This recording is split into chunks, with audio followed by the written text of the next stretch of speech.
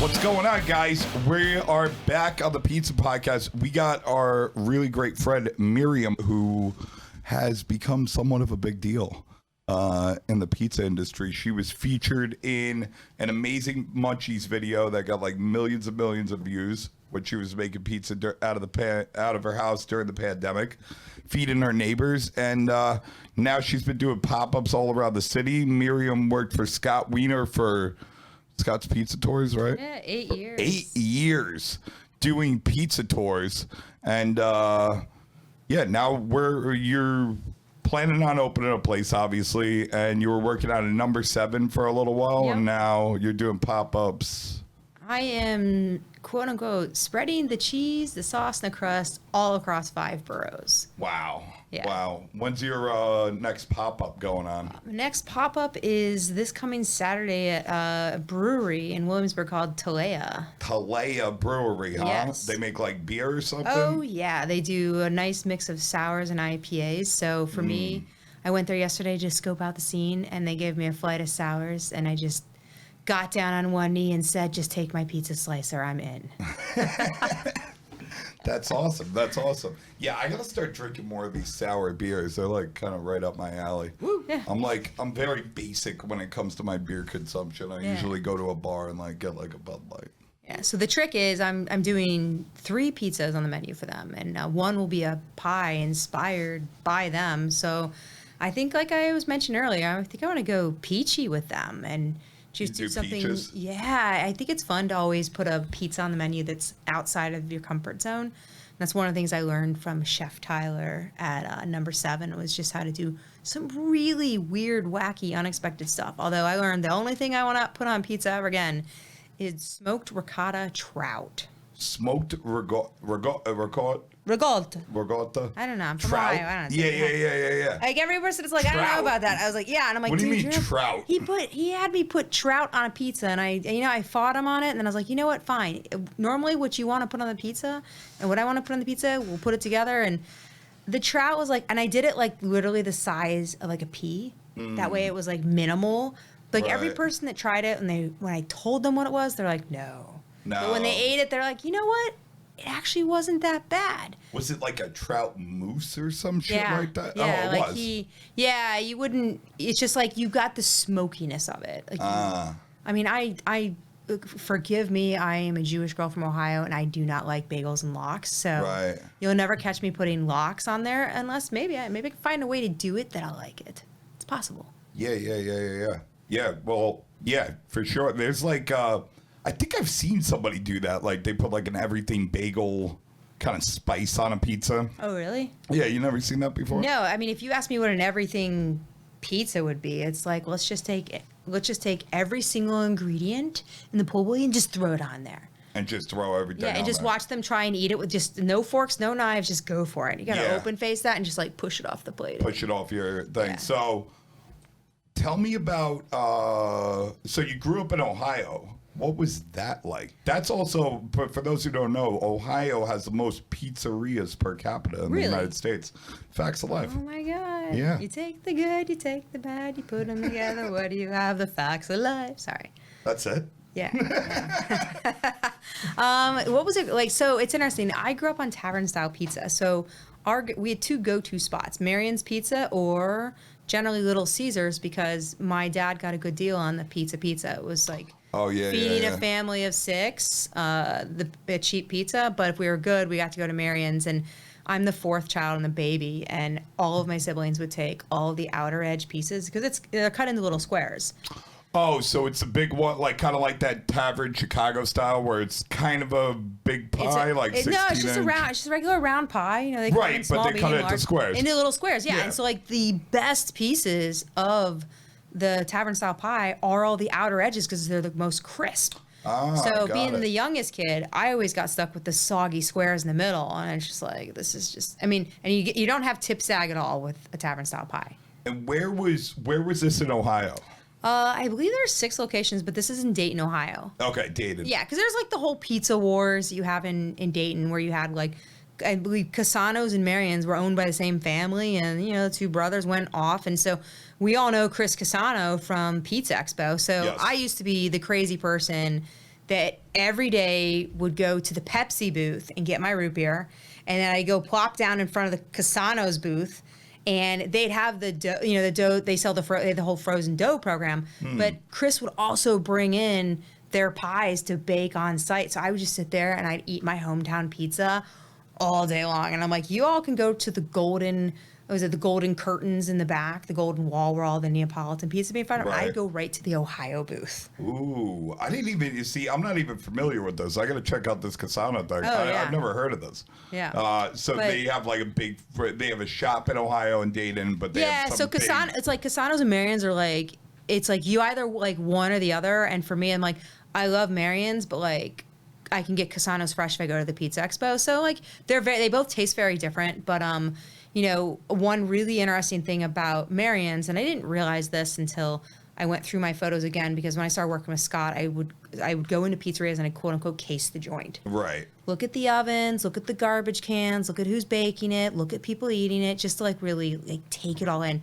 So Marion's, they always had these, I don't know if they were Blodgett's or Baker's Brides, like these old gas stack ovens right in front of you, but all the pizza came off a belt.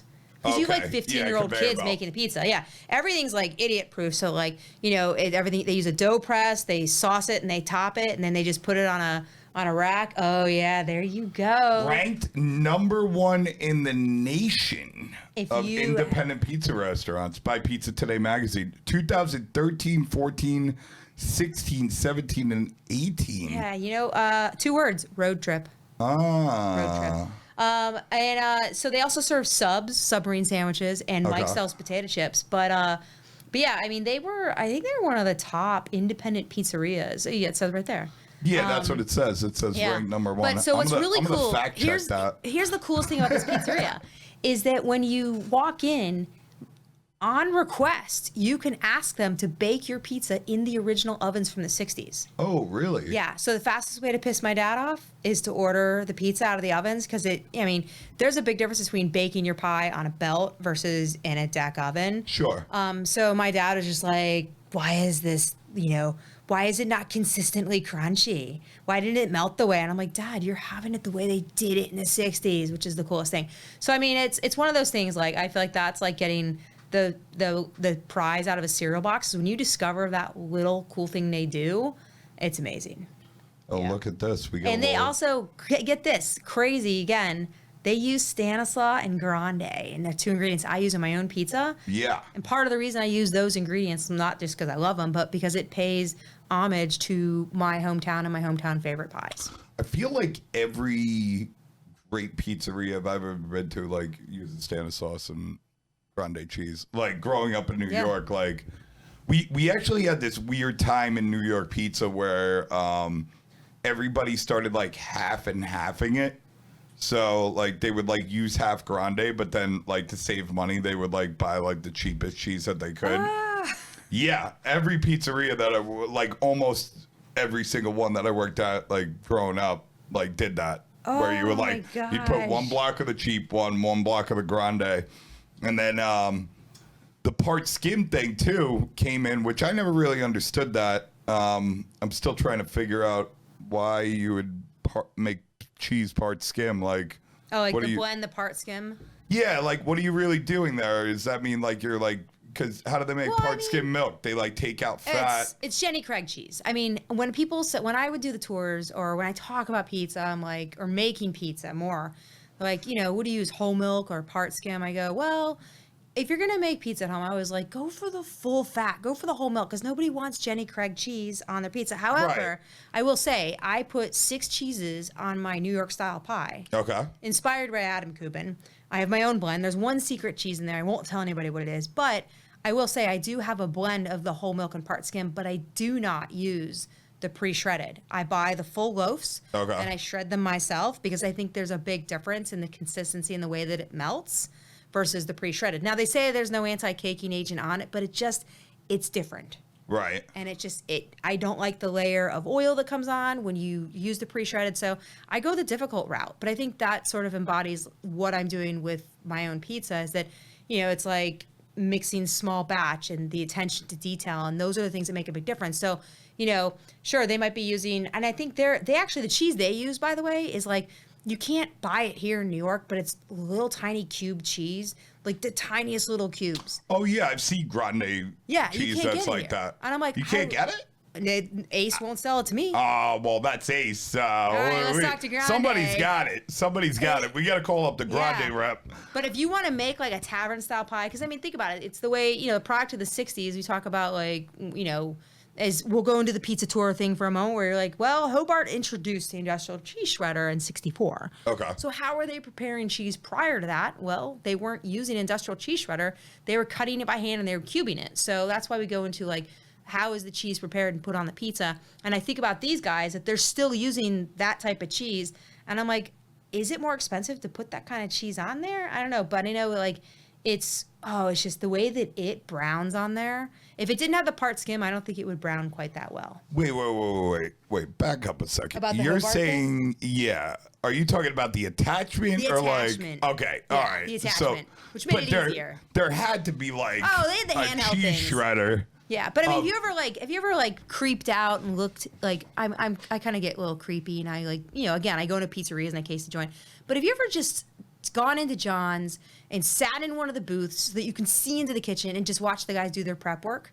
I know the average. I mean, girl I doesn't was do that. one of those guys doing all that prep work, so I don't pay attention to You're it. cutting the cheese. They're cutting the cheese. Now they're using an attachment, but Right. you know they're cutting that cheese and their cheese is all torn up. But it's intentionally done that way because that's how they were doing it originally. Huh. Oh, and that's in this place. Or no, Yeah. that's at John's. I'm gonna get that's at John's, but here they're using a cubed cheese. Right. And my theory has always been, well, it ties back to how they probably did it in the 60s. Huh. But they I don't never use even shredded. thought about They that. use cubed. And then I couldn't get the cubed here.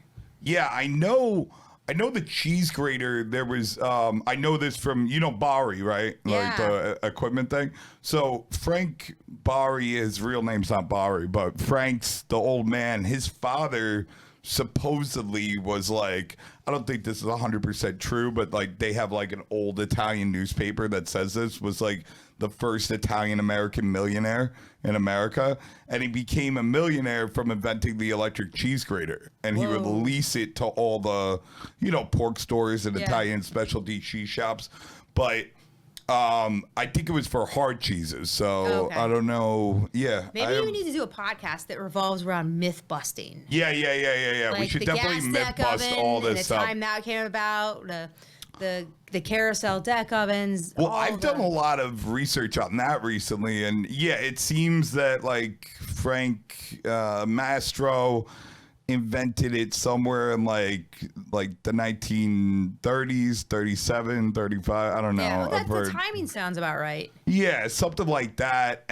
But like it really didn't take off until years later Yeah. because he was just, you know what I'm saying? He was working with used parts. Blodgett didn't want to mess with him. And you know what I mean? Like eventually after he got his own shop and started producing them himself and just Yeah. buying thermostatic controls, is when it really took off. Like as I understand it, he like personally financed the first like 600 to 1,000 New York style pizzerias. Oh, wow.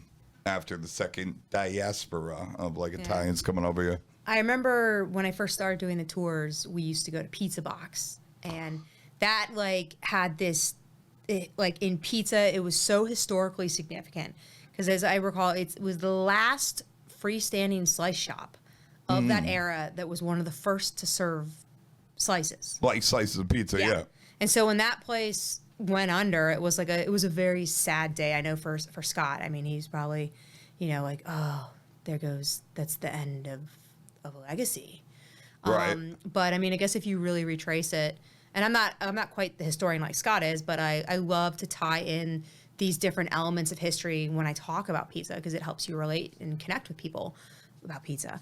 But you go to Patsy's in East Harlem, how could you get a slice up there? Because with coal-fired pizza, you traditionally can't get pizza by the slice, and it just has to do with like they're not going to throw it onto the brick floor and reheat it. Like Right. it's going to destroy it. But it's also just too hot. But what they'll do is they used to put it in like you go to the Yankees game and you have one of those pretzel warmers. That's basically what you got their sliced pizza out of.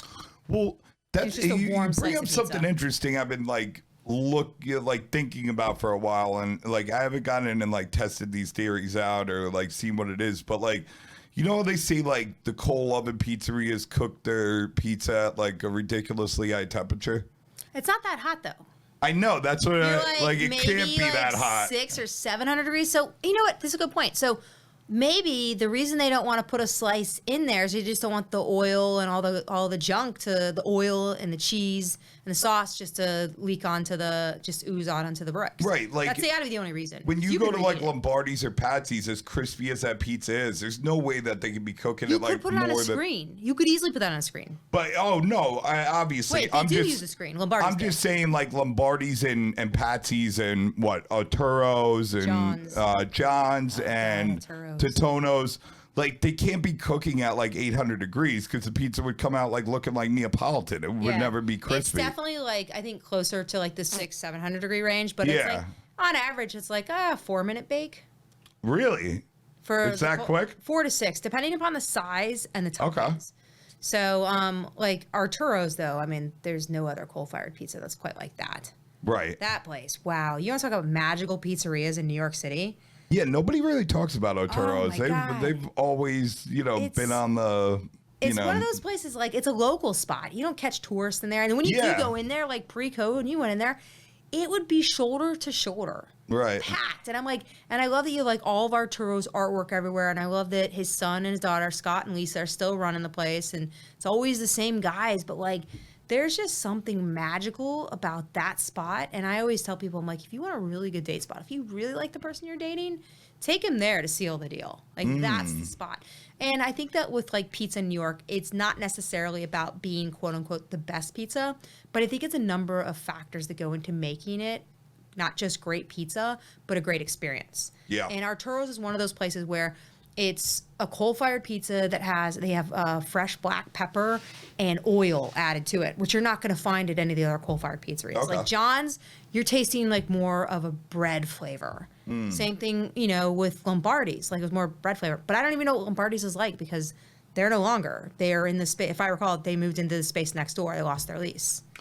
Yeah, somebody was just telling me about that. So they're apparently cooking on Pizza Masters now, and they lost the space with the actual oven, and that space is apparently up for rent for like $25K. Oh my God. The coolest, how I found out that they had closed down, aside from like just conversations, that Andrew Bellucci I was just going to mention him. Yeah. There's a photo of him inside of the empty space, and you're like, that's not Bellucci, like 20, 30, 40 years ago. That's Bellucci now. That's Bellucci now. And you're like, whoa, Lombardi's is gone. But then you're like, wow, Bellucci, look what he's done. Right. And what he's doing. I mean, it's just like, wow, where he's at now. And it's that photo. He told me some crazy shit that I had no idea about, like regarding like the 1905 mosaic on the oven. Oh, yeah. Was put in 1994 by him and his boys. Oh, I didn't realize he said he put it in. He said that they went to Home Depot and bought the black tiles and did they purposely drop put some white ones in there to make it look aged? It could totally be true. I mean, either way. I mean, the guy's not going to lie. What's he going to lie about? You know what I mean? What would be the purpose? And he told me that Lombardi's wasn't operating as a pizzeria like throughout the 70s, 80s. Well, they weren't until because according to the story that we would tell on the tours, is that the oven broke. And I always say y'all can thank Jenny from the block because Jenny used to take it was number 6 line that ran right under Gatsby's, which was the original Lombardi's. But Jenny would take the number 6 or it was number 7. Which one goes to the Bronx? Number 6. Number 6. Yeah. So Jenny from the block, her number 6. 4, 5, 6. Yeah, 6 is the local. That's the one that rattled that oven loose because it was built right over the subway track. So I think it was like it broke maybe in 79 and they stayed open through the mid 80s just as an Italian restaurant. And then they shuttered. That's what he said. He said that, I forget if he said the 70s was the Italian restaurant and then they like closed down and I could just imagine like you see pictures of like New York in the 80s, it was like fucked up. Oh, yeah. Yeah. I mean, that area, when I did tours outside of Gatsby, also known as the original location of Lombardi's, like it was the stuff that we would see outside of there crazy. I like was leading a tour once and there's just some guy walking down the middle of the street naked. And I'm like, I have all these tourists and it's like, this is New York at its finest. Just smile, nod, and let's talk about pizza. I had another time where some drunk guy joined the tour and we're like, hey, go to Pomodoro. They have a really good vodka slice. And I hand the guy a 5 and I go, it's on me. The guy's like, ooh, vodka sauce. And then, of course, some woman's like, do they give you a shot of vodka with it? And I go, maybe in Minnesota, but not in New York. It's the sauce. So, wait, so Gatsby's, what was the address of Gatsby's? I think it's 53 and a half Spring Street. And then what's the address currently of Lombardi's? 48? Yeah, it's literally just a block away. I don't know. What the It's a exact block address is. away, right? They're now around the corner in the cafe that they're around the corner from there, not in the Right. original. Yeah. Bellucci was telling me this crazy story about like how, the oven that they've been using that since 1905 Lombardi's, they just found it there. It was like an old bakery oven. Oh yeah. that If you go back to who is it? Who is the historian? Is Peter the historian from Chicago? I've heard it. Yeah. I don't know he his name. debunked a lot of stuff about Lombardi's. Like they're not actually the first pizzeria in North America. They're one of the first, but like that spot in particular and the history that he was able to pull up about it is that was the place where they trained all these guys to bake pizza. So like historically speaking, it's such an important like landmark, Right. Because this is where when the Italians came over, this was like a spot they learned how to bake pizza because they're using wood in Italy. They came over there and they start using anthracite coal. That's why I tell people go to the Tenement Museum, like really get yourself good and dirty with the history of New York and everyone that emigrated here and how they did, because like for the Italians, that's where a lot of those bakers learned to bake pizza, but like they were located throughout the 5 boroughs. Who? What? Lombardi's. Not Lombardi, just like all the guys who were baking. Oh pizza, yeah, the guys that were doing it. Yeah. He found one that was like kind of close to Lombardi's, started with an M, I think, or I don't know. Yeah. Found some license from somewhere. So, what are some of your favorite pizzerias like that you love and cherish? In New York? Yeah. Which borough? Any borough. All boroughs. So the very first New York slice I ever had was actually Joe's on Carmine. Okay. And in Brooklyn it was Luigi's.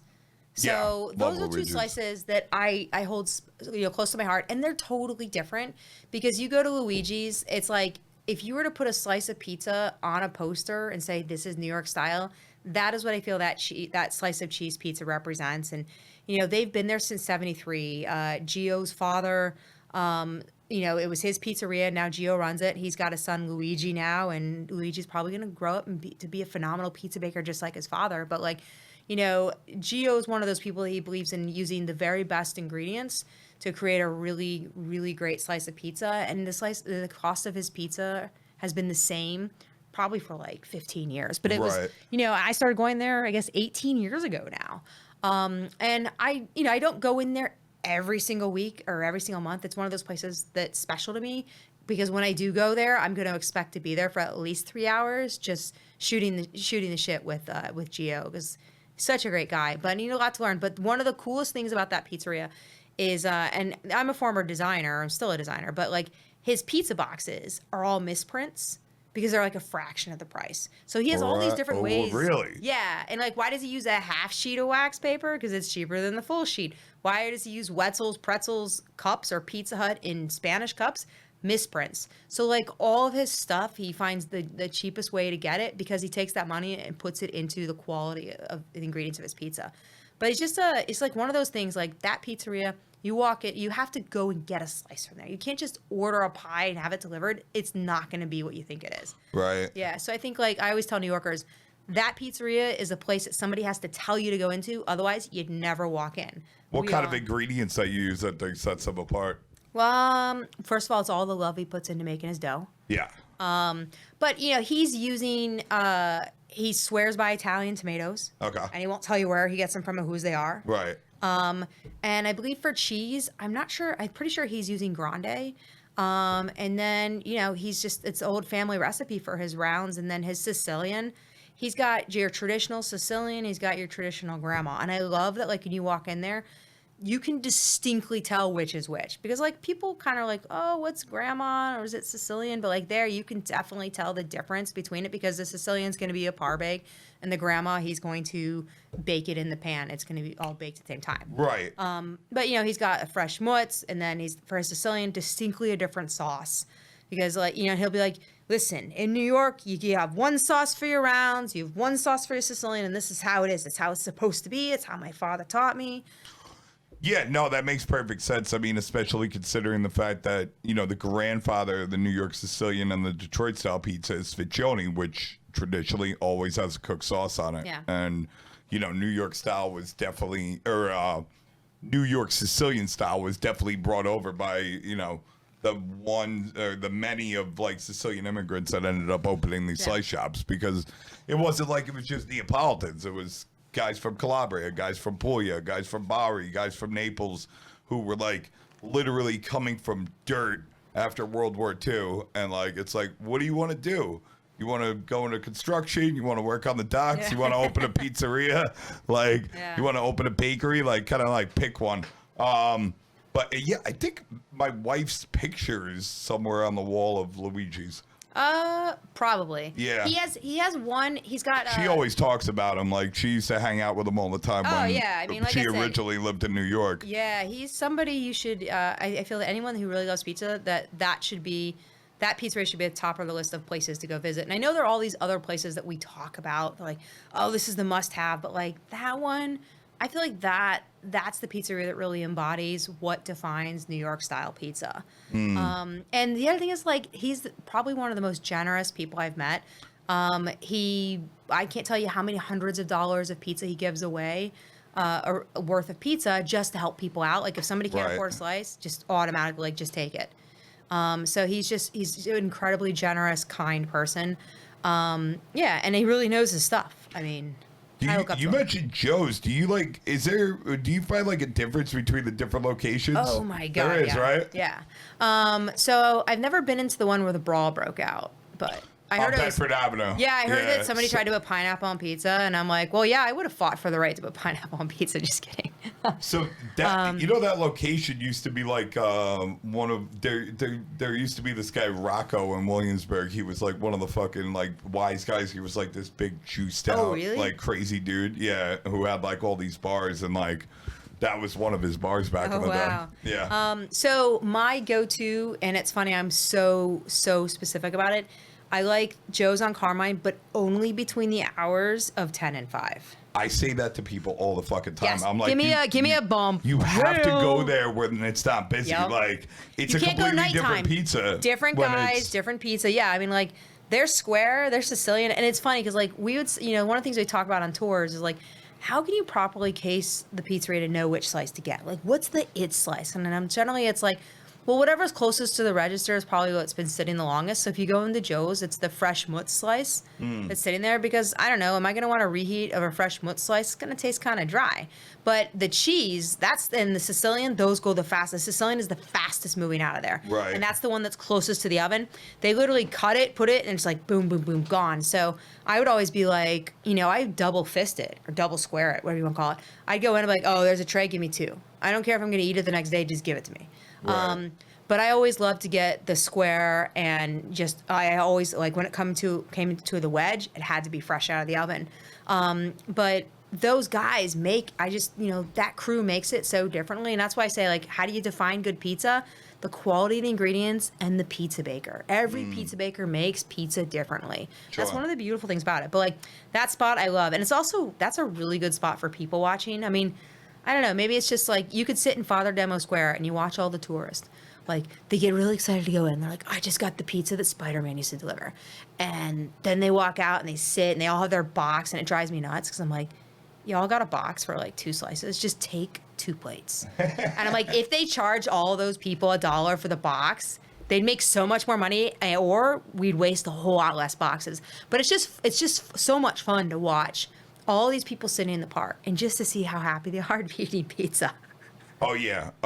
They I feel like I've always attributed it to what I always thought was like, because I just know the old school Baker Pride, Marcella, Blodgett, whatever ovens, once they lose their heat, Oh, they're done. they're done. Yeah. And I always thought, like, at Joe's, it's just like you got to By go the end there of the where day. it's not busy, because like they're still gonna keep on filling that oven up with the pizza, but the stones are fucking ice cold. Yeah. So it's just like not cooking the same way. Yeah. Well, they have 4 ovens. They have the ones like, because they originally on the corner, and I think they've moved back to the corner since. But like in I think 75, they were on the corner, And when that rent went up, they opened up the little tiny spot 3 doors Right. down. And so the story goes that they had both open, so people knew it was the same pizzeria, and they eventually closed the corner, and they just had the little tiny spot open.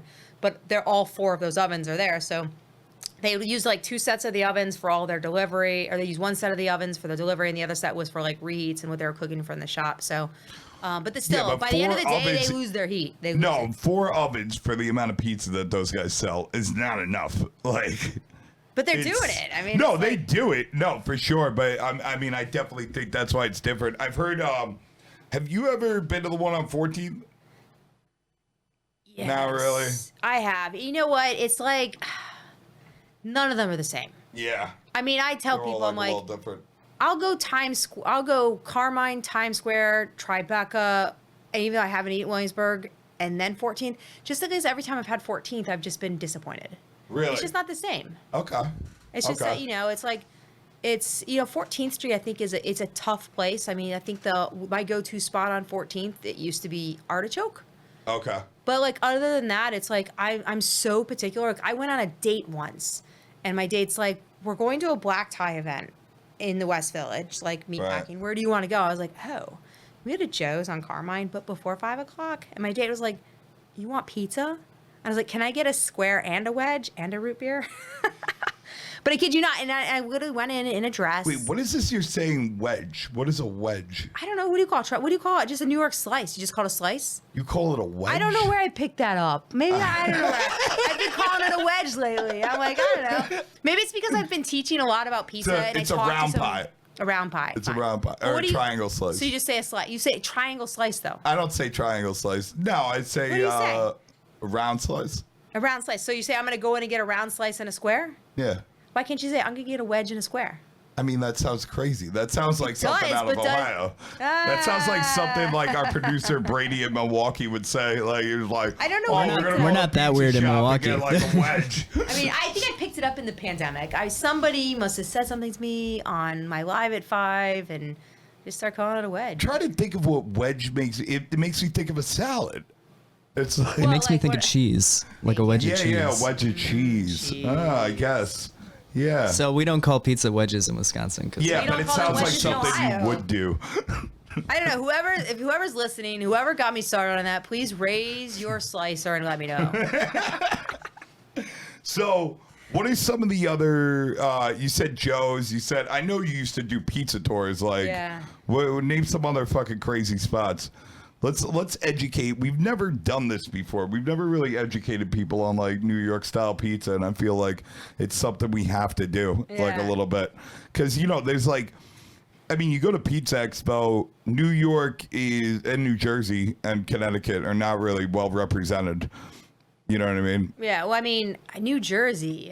So are we talking about other places that like pizza? I'm talking about tri-state. Bro. Oh, New Jersey, Star Tavern, hands down. Oh, Star Tavern. Oh, heck yeah. So that's a real different pizza. That's Yes, like that's a round pie cut into slices, tavern style. tavern style. Yeah. It's and they have birch beer on tap, which is basically a Ah. root beer. Real like legit root beer. When I grew up half of my life in New Jersey and my young life in New So Jersey, sorry. and everybody So used to sorry. fucking no, it wasn't that bad. I was young. I didn't know what was going on. But everybody would always talk about Star Tavern, and like I think now like I have a better appreciation for the style, but like back in the day, like I was kind of like looking at pizza from like more what I call like caveman attitude and like unnuanced attitude, where it's like, because if you just like you know when like people will compare like a New York style pizza to like a Neapolitan pizza, Oh. and be like, you like Forcella? I mean, Forcella's nowhere near as good as Carmine's pizza, and it's like, bro, you're like, can't even compare them. yeah, you're comparing like apples to oranges over there. So like I used to do that with Star Tavern to be like, yeah, man, not like my favorite thing, but like now, like that I understand the difference between a tavern style. Like, I guess what would be a fair comparison to like Colony Grill? Could you compare it to that? Oh yeah, their hot oil pizza. They're, Yeah, you know, could they be have like- a 5K every year. They have what? They have a 5K. A I think it's 5K. Yeah. The reason you know that is because you're an I run it. Yeah, I'm an athlete. Miriam is a very avid runner, supposedly. I run and I eat pizza. I just did a 100-miler in Ohio last week. Jesus fucking Christ. I don't 28 even hours of understand that. running. But I did at 2 a.m. and at 4 a.m. I had a slice of pizza from Geraci's and a Manhattan special. And that got me through the race. Wait, why did it just pop in my head? Wasn't there like some like pizza marathon related thing that happened like 10 years ago? Is that Marathon. I mean, I wish Is I that a would. I thing? did. I used to do a pizza run. I used to do a pizza crawl where I'd take runners on a 10K and make them stop at 3 different places. maybe along the that's way. what I'm thinking Yeah, of. and Yeah. then I'm also the five-time champion of the New York City Pizza Run when Okay. it used to be in Tompkins Square Park. So that's actually how I met Scott. New York. Wait. Yeah, what the fuck is that? Maybe that's what I'm thinking of. So you run a loop around Tompkins Square Park, eat a slice. You run a loop, eat a slice. You run a loop, eat a slice. You run a loop, and then you're done. In my and like, case, I don't ate like people 3 like extra slices. puke and shit when they're doing I never it? puked. But isn't that a thing? Like certain or no, I don't it's I not. think maybe like 1 year somebody puked, but like for me, I'm like, Oh, okay. it was pizza by Certé, so it's not like it's not like Jason was bringing in bad pizza. He was bringing pizza in by what? Certé. Where's Yeah, that? that's like that's supposed to be like the greenest pizza in New York City. It's up in the 50s. In the 50s, In the okay. 50s. So they're using a fresh mozzarella, which your stomach can tolerate the fresh mozzarella a lot better than a low moisture part skim mozzarella, which is what typical slice joints use. Right. But so I could run a 6-minute mile and down a whole slice of pizza. And it was a talent I never knew existed. And I won it 5 times. But the way that I met Scott was the first year I won, the female winner got a pizza stone and the male winner got tickets to a pizza tour. And I'm like, what the heck? There's a thing called a pizza tour in New York City? How did I not know about this? I love pizza.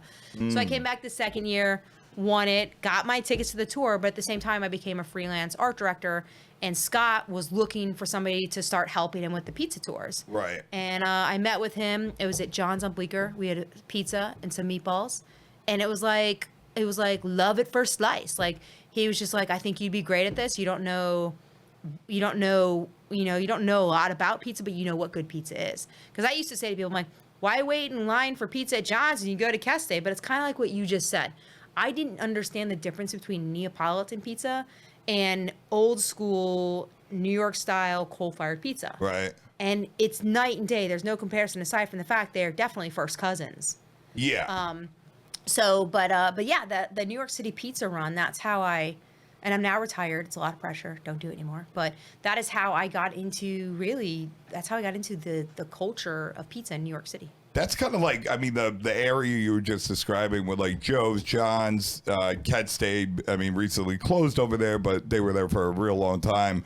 Bleecker Street Pizza, which has always been on top 10 list, and Cacio, what is it? No, number 28, Numero 28, Vendotto. yeah. It's like this little crazy pizza mecca that goes on over there where it's like a lot of different slices, but a lot of like the top joints in New York City. So would you guys, like, where did you go? Like, I mean, obviously I've been on featured on the pizza tour a bunch of times, like over the years. Like, I think I met Scott, like, I don't even know. It's got to be going on 16 years ago now. Oh, so you knew him before he did the tours? Well, no, I knew, well. Is he what, doing the 12 years? Let me think about this. So I was 20, I'm 36 years old now. And I'm old enough to be your grandmother. Are you? 41. So I opened Pizzeria del Corso in Marine Park when I was 23. Wow, look Now at I'm you. 36. So what is that, 13 years? Yeah. So Scott came to my pizzeria for the first time, and I met him 13 years ago because I was featured in like some Ed Levine big article. Was he doing the tours at that point? Yeah, he had a Oh, he fucking bus full of people. Are you sure it he used to wasn't his come like birthday once party? a week. No, I'm positive. Yeah. Okay, then maybe it's 13 We have years. videos of it. Maybe it's 13 years ago this year. It's Right. possible. Okay. Yeah. Yeah, he had one of my biggest videos I ever had back in the day was he had I think it was College Humor, like took their entire staff to do a tour wow. with him, and he stopped at my place and they took a video of me spinning, and it ended up getting like, I don't know, like hundreds of thousands of views because they were like an internet company. But yeah, I met him. Yeah, that long ago, and it all seemed very new. Like we didn't know there was actually a competitor. There was a guy named Tony out of Bensonhurst that was at the same time doing pizza tours as well. But he kind of like he's a cool dude. I'm friends with him on Facebook. I forget his last name currently, like because I'm having a brain fart. But I mean, that long ago it might have actually been Friendster. What was it? Friendster. No. It went Friendster, MySpace, Facebook. So back then, yeah, you guys might be friends on Friendster still. It's been that long. Oh, no. Yeah. No, we had Facebook back then. What do you mean? That was like the first year we had Facebook. I still got pictures from back then. What did I say? Tony. Oh, no. I got no network. I'm sure there's like 50,000 Tonys on your Facebook list. There is 50,000 Tonys, but he usually comes up. Not Uva. Actually, you're right. There's like way too many Tonys on here. I think I might name my firstborn son Tony. Yeah? You thinking about that? Well, I Antonio? always thought Umberto, Margarita, Olive, Pepperoni, to keep it in the pizza family. But I feel like, my dog's name is Francesca Josephine. I gave her a good Italian name. Right. Maybe I'll just add a Tony in the family. Hey, you know what I'm saying? That doesn't sound like a bad idea at all. So what pizzerias would you guys go to at Scott's Pizza Tours? Like besides it all depended. For me, it's like we had a list that we could pick from, and they're generally like 10 to 14 pizzerias that you had a range you could go to. So I would always say, like, what's the weather like? What's the group like? Because you always would start off at Lombardi's. And then really? And then you'd pick from there. So yeah, how does that work? Is there like a Brooklyn tour and a New York tour? Or? Yeah, he's got I'm not doing them anymore, but before the pandemic, there was the Greenwich Village, there was Lower East Side. I think at one point he had the Brooklyn tour and he had the bus tour. There was a Midtown one at one point, so it would just cover different areas. I specialized in the Crosstown tour, which just meant you went from Lombardi's, which is technically Soho / NoHo / Nolita, whatever neighborhood you want to call that. Right. But you'd just work your way across to the West Village. Okay. And for me, I loved going to 3 different ovens to teach people, like, just sort of like the history of how pizza progress through time. So I love that you start off with coal-fired pizza, which represents the first, type of pizza here in New York. But then I'd want to go, like, I'd go to Sorbello and I'd be like, all right, well, let's talk about the significance of wood-fired pizza. Because it's interesting to go from Lombardi's to Sorbello because they're both margarita pizzas, but they're completely different. And I think that like 90% of people that would go to Lombardi's had no idea why it was famous. They just saw on TripAdvisor that it's a really popular place to get pizza. Yeah, Lombardi's and Grimaldi's are like all over TripAdvisor. I would walk out, and so I had an exit that I'd walk out of Lombardi's. It was like the emergency exit, and I'd take the whole crew out with me. And there's always a table right on the edge, and I always stop and say, guys, how's the pizza? And they'd be like, oh, it's so good. I'm like, do you know why it's famous? And they're like, because it said it got 5 stars. I'm like, it is one of the first pizzerias in New York and North America. And they'd be like, what? And I'm like, yeah, you're eating really old pizza. I was so cheesy on my tour. But yeah, so then I'd go to a traditional slice shop. So sometimes Joe's usually? Yeah, I go to Joe's. Yeah. Fiore's at one point. They're no longer, sadly. Okay. But the cool thing about Fiore's is that it paid tribute more to like a Staten Island type of pizza. Really? They're using a fish oven. And I think the only other pizzeria What's a fish oven? A rotator? Yeah, the rotator. Like, completely metal on the inside. We call it a carousel deck oven. What's the proper... The rotary. It's got the 4 metal decks. Does it go all the way around? Yeah, they go all the way around like this, and you hit the button, it stops. Ruby Rosa. Revolving. Revolving oven. Just let it revolve around you. The bagel industry uses Bagels, them. yeah. So, and like the history of those ovens are pretty cool because like when, they used to run an anthracite coal, and Scott had these photos, and they're these huge cylindrical ovens, and they used to rotate like this, and it would be cool to see what they looked like before they transitioned into what they are now. But so that oven, there was only one other pizzeria in Manhattan that was making that style, and that was Ruby Rosa. So now Fiore's is no longer because before the pandemic, the majority of their business was delivery. And with all the businesses shutting down, it's like done. So I don't know if there's like a pizzeria in there called Pizza Pot Pie. I think it's trying to do pot pizza. Pot pizza. Yeah. Oh, like weed infused? Yeah, and I feel like that's just like a sin against pizza. Just let pizza be pizza. If somebody wants to smoke some pot and they need a ton of pizza, that's up to them. But like, don't ruin pizza. Let pizza be pizza.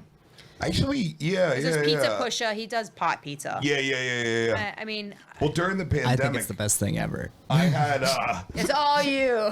I had all like the kids in the neighborhood like fucking be like, "Yo, make pot pizza," and I'm like, "What are you talking about?" Like, I didn't understand why they wanted me I to thought do it. pizza pot pie was, he's baking pizza in a pot. This sounds pretty cool. Like, Right. is it like deep dish?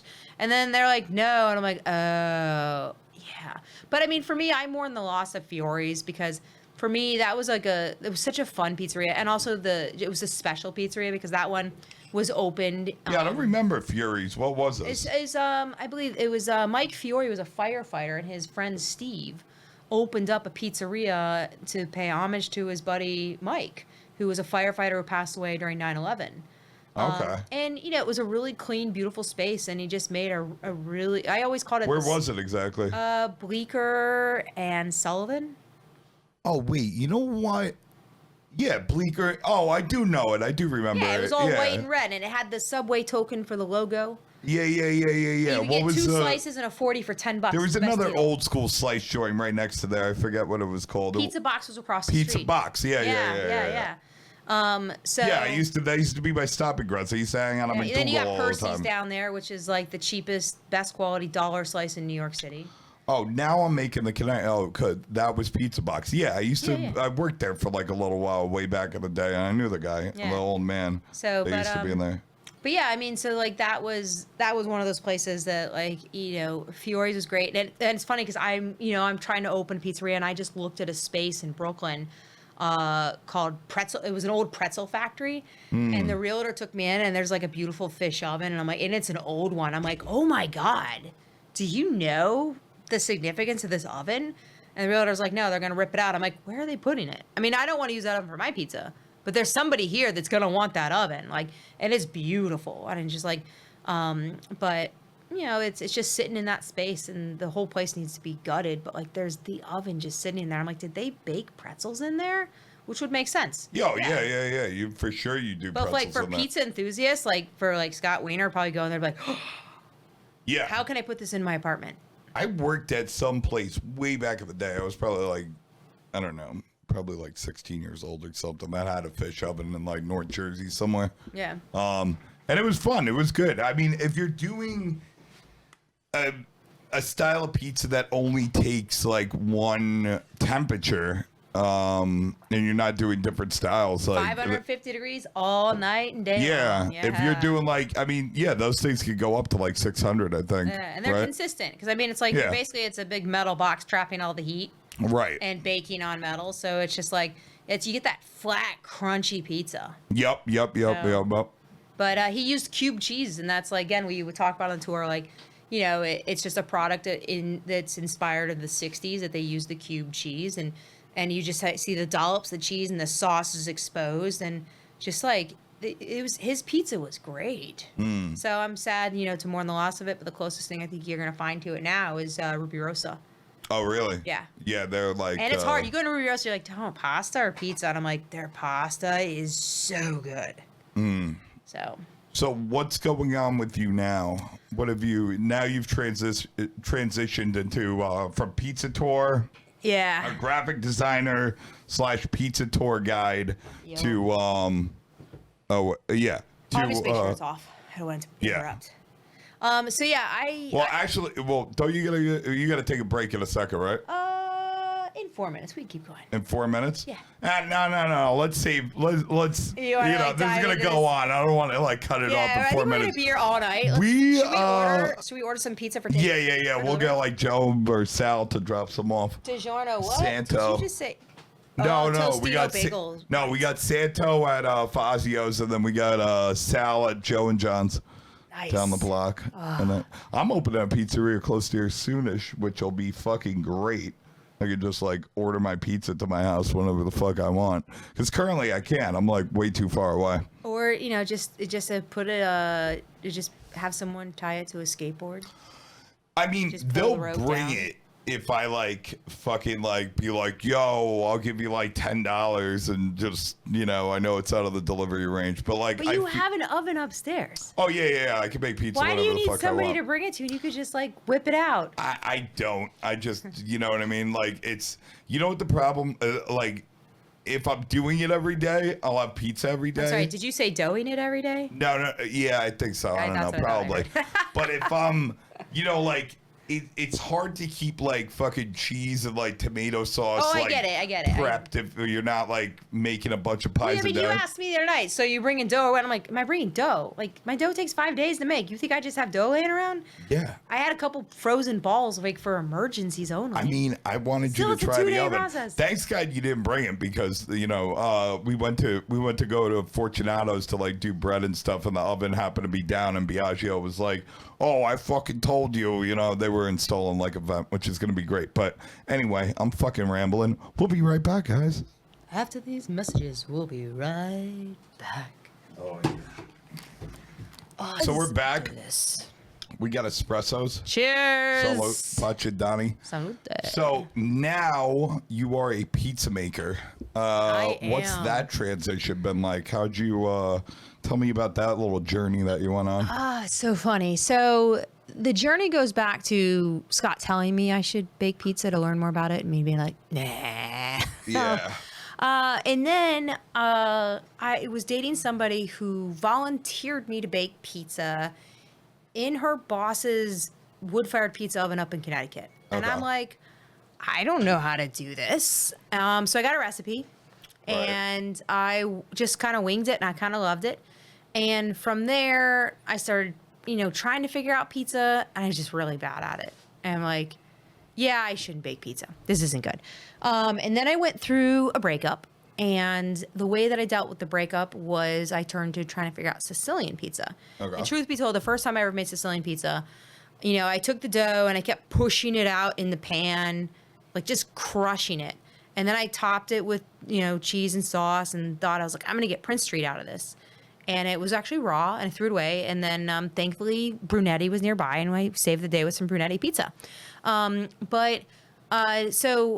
in 2020, I created a vision board, and I was going to make the transition of from being full-time creative director to doing some more pizza tours. And I was like, I'll do some pizza design and just call myself the pizzeria strategist and specialize in stuff for pizzerias. Because I already worked with Campagna and Sons, which is a pizza supply distributor in New York and New Jersey. Great people. And I still do design for them. But in that vision board, I had pizza. It was a huge slice of it. And I wasn't really sure where I was going to go with it. But I'm like, I want to keep baking and maybe do some pop-ups. And then I got this wild idea that I was like, you know what? I think I can be a good pizza maker, and maybe I can do something really big with this pop-up thing.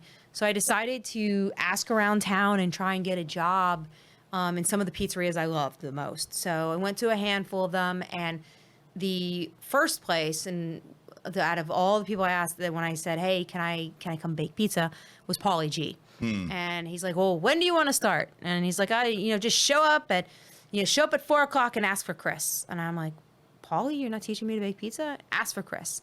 So I asked, showed up at 4:00, so nervous. And his pizza baker, Chris, who actually, he's got New Orleans right now at his new shop. He attempts to bring me in and teach me to make pizza. And of course, he tries to show me the slapping method, which you mastered. I did not master. But You mastered teaching me. I could. I can slap it like a pro. I can teach people how to start. You still need to go on a trip to see Giulio or Gino Cerbillo or Michele But I mean, D'Amelio. you and I connect in a way that we get each other. I remember you explaining to me your process. You went through slapping, and then of course you made me make 3 trays of dough, and I'm like, Yeah. bro, are you kidding me? I'm gonna waste 3 trays of dough, and you're like, yeah. Yeah. You're gonna get it right. And then we were outside. The sun was down, and you just had me slapping and slapping and slapping, and then How you know you what? do it? That damn thumb doesn't get in the way anymore. Yeah. I got it down. But so long story short, so I couldn't slap it open with Chris, but what I could do is I got the stretching down pretty well, and I baked a pie that night, and it was like love at first bake. I fell so in love with throwing a pie into a wood-fired oven and the thrill of it. It's like going to the top of the roller coaster, that first hill, and you get to the top and you're like, and for example, if I'm on Steel Magnum at Cedar Point in Ohio, and you get to the top and you can see across Lake Erie, there's Canada. That's how I felt the first time I baked a pie. I'm like, this is the best adrenaline rush. And then, Paulie's like, okay, come back. And then eventually it becomes a story of like, hey, Paulie, can I have a paid apprenticeship? And, I mean, of course it's paid, but like, I wanted it was apprenticeship and then it became paid. And he's like, you do a lot, it doesn't pay what you'd make as a creative director. And I'm like, I don't care. I was so happy doing it. And it was the hardest. Working in that pizzeria was so much work. Like Right. to make that pizza. And his pizzeria, it's beautiful because like you're making pizza in the same room that everyone's eating it. And to see how happy all these people are and to be like, they have no idea what it takes to make that pizza. But I just loved it. And then I was there maybe not even like 2 months. And I was also running the corporate pizza tours with Scott. I was doing 2 to 3 of those a week. And that became my career. I was baking pizza at Paulie G's and doing the corporate pizza tours. And then the pandemic hit. Right. First, I lost the pizza tour job, and then it was eventually Paulie G's, and then I was just sort of confined to home. And, like everyone else in New York, we were told not to leave. And I was like, all right, we're all going to get this Corona thing. So I made all my chicken noodle soup. I bought all the food drugs I could. I found whatever hand sanitizer I could and got ready. And then, nothing was really happening. And then I was bored and I was like, well, like everyone else, I made a sourdough starter and I'm like, isn't this made? I can make bread. I don't need to buy it. And then I started making pizza out of my apartment. I'd already been doing the pop-ups. And I had I had 2 baking steels, and I had flour, I had tomatoes, I had cheese, I had everything I needed.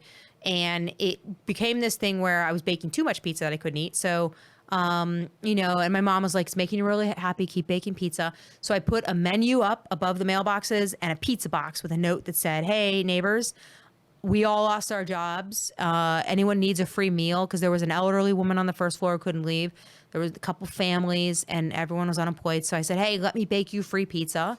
And then people sort of caught on outside of the building, and they're like, well, can we order pizza? And I'm like, Right. sure. And then, I started posting on Instagram, and before I knew it, there was like a 1 week wait for the pizza, and then it became a month wait. And then eventually, Scott helped me get a Breville as a loaner, and then I could bake a lot more pizza. So I went from like 8 pies a night to 20.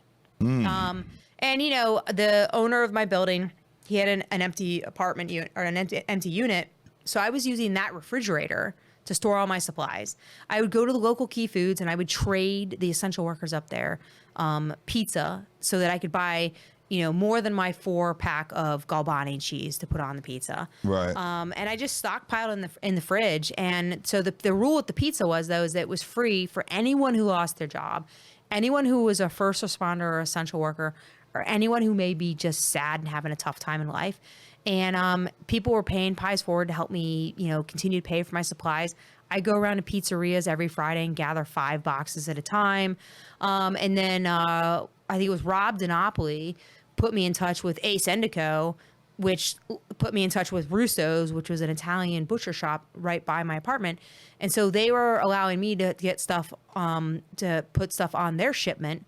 So then I could get 55-pound bags of flour. Right. And before I knew it, I was essentially running a speakeasy pizzeria out of my apartment.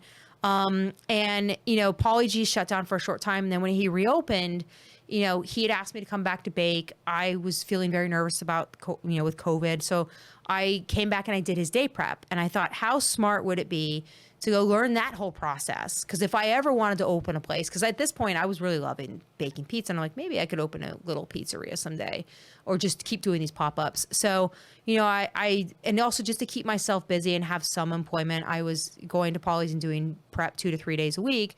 And in the midst of that, both of my parents who lived in Ohio got COVID.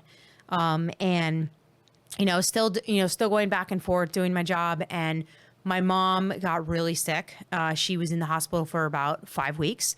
And it was a really tough process because I continued to go to work and work for Polly. And Polly's like, he knew that my mom was sick. And there's a really special connection between Polly and my mother.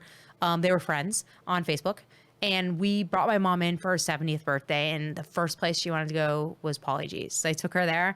She got to meet him. And she's like, it was like her meeting another god. Like, she's like, she talked to Barbara Streisand on Facebook. Barbara Streisand never wrote back. But whenever she talked to Polly on Facebook, he always commented back. So they had a nice repertoire. And so when I took her there and she finally got to meet him, she had her first shot of limoncello ever. She got herself a really fancy cocktail. My mom was like, just to see how happy she was. And that was always a huge, slice of happiness for her, was that, Paulie G had this pizza in New York and she finally got to go eat there. But so when she was sick and, he would check in every week to make sure I was doing okay and see how she was doing. After 5 weeks, COVID just got the best of my mom and we had to let her go. So, at that point I started I started dedicating every pie to my mom. Cause I would say every pie was like a beat of my mother's heart. She never got to try my pizza, but I knew that she would be so proud and knew she had encouraged me to do it. And what warmed my heart is that she knew that my pizza was starting to pick up momentum.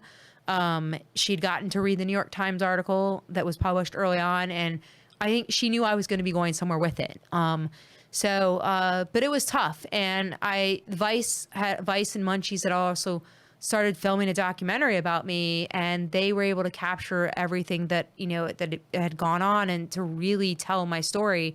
The way I dealt with my depression is I went and did my day prep at Polly's and I ran this pop-up out of my apartment, and the whole community was like hugging me back. But, people weren't just coming to get pizza because they wanted to, because it was for my mom, but people were coming to get pizza because it was for my mom, but also I figured out how to master making really good pizza. And then, up until May, I was out of my apartment and I baked something upwards of 5,000 pizzas out of my apartment. Jesus. And yeah, I know. I should have applied for the Guinness Book of World Record and be like, Scott, I got one too. I managed to break both of my Brevels, and I was grateful that, I'd reached out to a number of people, and Anthony Falco was able to help me get 2 ovens and keep me up, and even brought me his own oven to keep me going, because everyone's like, you have to keep baking pizza. And then a restaurant in Fort Greene, husband and wife duo, number 7, they offered me their space twice a week on the 2 days they weren't open. And Uni reached out and they're like, hey, we love your story. We want to continue to allow you to do good and be good in your community. And whenever people get pizza, I tell them, donate whatever you can. You can't afford a pizza, have one of your kids draw me a photo or draw me a picture. That's all I need. Just to know that you make a difference in someone's life. And I inspired a lot of other people, a lot of other pizzerias, pizza bakers that are baking for home, to do good in their community and to pay it forward. And it goes back to the days of, when I talk about Gio from Luigi's, about trying to help your neighbor out. That's what it's about. So I even did something at one point while I was like, if you buy a pizza from me, or if you buy a pizza from one of our local pizzerias like Paulie G's or the local shops, I'm like, I'll give you a free pizza. And because I know that at that time, a lot of those places were struggling, right, and I wanted to help support them. And for me, it's like, I don't look at it like I'm competing with other pizzerias. I look at it as we are a community and we have to support one another. So once I moved over to number 7, I started doing the Unis, doing pre-sale only allowing 5 to 6 walk-ins, and we were selling out. And now I'm, in the process, and you even came in and helped me. You're like, I didn't understand how to, to commercialize my process. So I'm grateful that you're like, all right, let's figure this out, and taught me to use the mixer and to go through that process. And I can now relate to other home pizza bakers and people that are popping up and doing what I'm doing. I can take the experience I had and give them that advice and help them. And, it's like how to do frozen pizza. It's kind of tricky. And now I'm like, if you have a question, I tell people, DM me whatever you want and I will help you if I can get to the message in time. Because now I have a ton. But But yeah, so I am now in the process of opening up a shop. I'm going through those, those growing pains of figuring out investors and what kind of space, what exactly am I going to be doing. But I know that I make really good Sicilian pizza and I make really good round pies. Like it's a 5-day process to make that pizza. And similar to what Paulie would do with his customers is like one thing he's known for is he just goes around and says hello to everybody. And I think it's important you connect with your customer. So for me, whenever I bake pizza, I try to go say hello to everyone and I remind them like, have you had this pizza before? Well, this is why it's special. And I'll be like, so Nino taught me how to do the pre-ferment. So no, I mean, but like for them to understand that like, it's not just pizza, like there's so much more. And when you have a really good product made with good ingredients, it shows. Yeah, people are gonna obviously connect to Yeah. that, and it feels better too. Like Yeah. when you eat those products. Did you go into any like books or anything like on your journey, or with Sicilian pizza, or where? I did. Yeah. Though, so I will say the three resources I use for Sicilian pizza. The first place is I opened up Perfect Pan Pizza. I was gonna say, yeah, I was yeah. on the phone with Reinhardt today. Yeah. It's So a good I book. love that you're on the phone with Reinhardt. I'm like, oh, can I have his number? I would shouldn't send him my. Oh, I was just showing the booty all my Sicilian. So that book I looked at, I had an article that I tore out of a Pizza Today that was from Tony Giminani that I Yeah. also used, and it's funny because they they contradict each other. Yeah. And it's hard to know. And like what Scott Wiener say was just like, just read a book. And I'm like, well, I've read everything and they all say the opposite. And then finally, there was Pizza Bible where, it's like just reading it cover to cover, like, okay, there's even different stuff in there, all helpful. But then the one person who really got through to me and I understood his method was Alberto with Forza Pizza. Okay. He had like this recipe that it was like, I felt like it was like Miriam proof. I understood it. I got it. I connected with it. And then I sort of adapted from there to get my Sicilian recipe. Lloyd Pans had sent me this weird 4x18 pan that couldn't even fit in my oven. I had to put it at a diagonal. And at the time, like the rest of the world, I was watching the Michael Jordan documentary. And I just came up with this crazy thing, which I called the baby butter MJ. So it's a butter crust. And, Falco at the time was like talking about butter crust pizza, but he was actually putting the butter in his dough, and I'm like, that's over me, over my head. I can't figure that out. But Right. I started playing with the buttering the pan, and That's actually a big thing in Ohio, believe it or not. butter crust. Oh yeah. I don't know about. See, I wanted to bring this up before. It just kind of like went over my head, but so through Napix, which is like this Ohio pizza competition that's been going on for. What? You never heard of Napix? No. Napix is, I don't know, probably like 30 or 40 years old. It's Is there like any cow tipping or corn on the cobbin involved? No, it's in Columbus, Ohio, but it's very fucking like hillbilly pizza. Like I remember the first time, when I was on the US Pizza team, they all used to go there, and the US Pizza team, even for their acrobatic trials, used to have like one of the trials to get on the team was at Napix. And I remember going there, like when I was on the US Pizza team, it was Pat Miller, Ryan LaRose, and Casey Cole, who were all Ohio guys, who all got on the team from going to the Napix competition. And I went to Napix after I think after I won like the Caputo Cup, because I hadn't competed in a long time. Went to the Caputo Cup, won. I was like, you know what? I'm going to just go to all the pizza competitions again. And I went to Napix, and I remember Ryan LaRose was there, and he was just like, yo, what are you going to make? And I was like, oh, I'm going to do my apple bacon grandma. Like, everybody awesome. loves that pie. We were able to get like the Italian and Dominican and Puerto Rican communities in Williamsburg on board with that, which like seems like an impossible feat. Yeah. And he's like, no, don't. What do you mean? He's like, you can't win with that. I was like, what are you talking about? He's like, bro, you have to make like these. It's not like a deep dish like Chicago pizza, but it's like, like a Sicilian thick round deep dish. And he's like, yo, if you want any shot of winning Napix, you got to make like take a pan, throw fucking like fake or real butter all over You it. say margarine? Right? That's an Ohio thing. Well, it's I guess it would be like Yeah, considered they would margarine. do It's called like margarine there. World Z. It's this weird.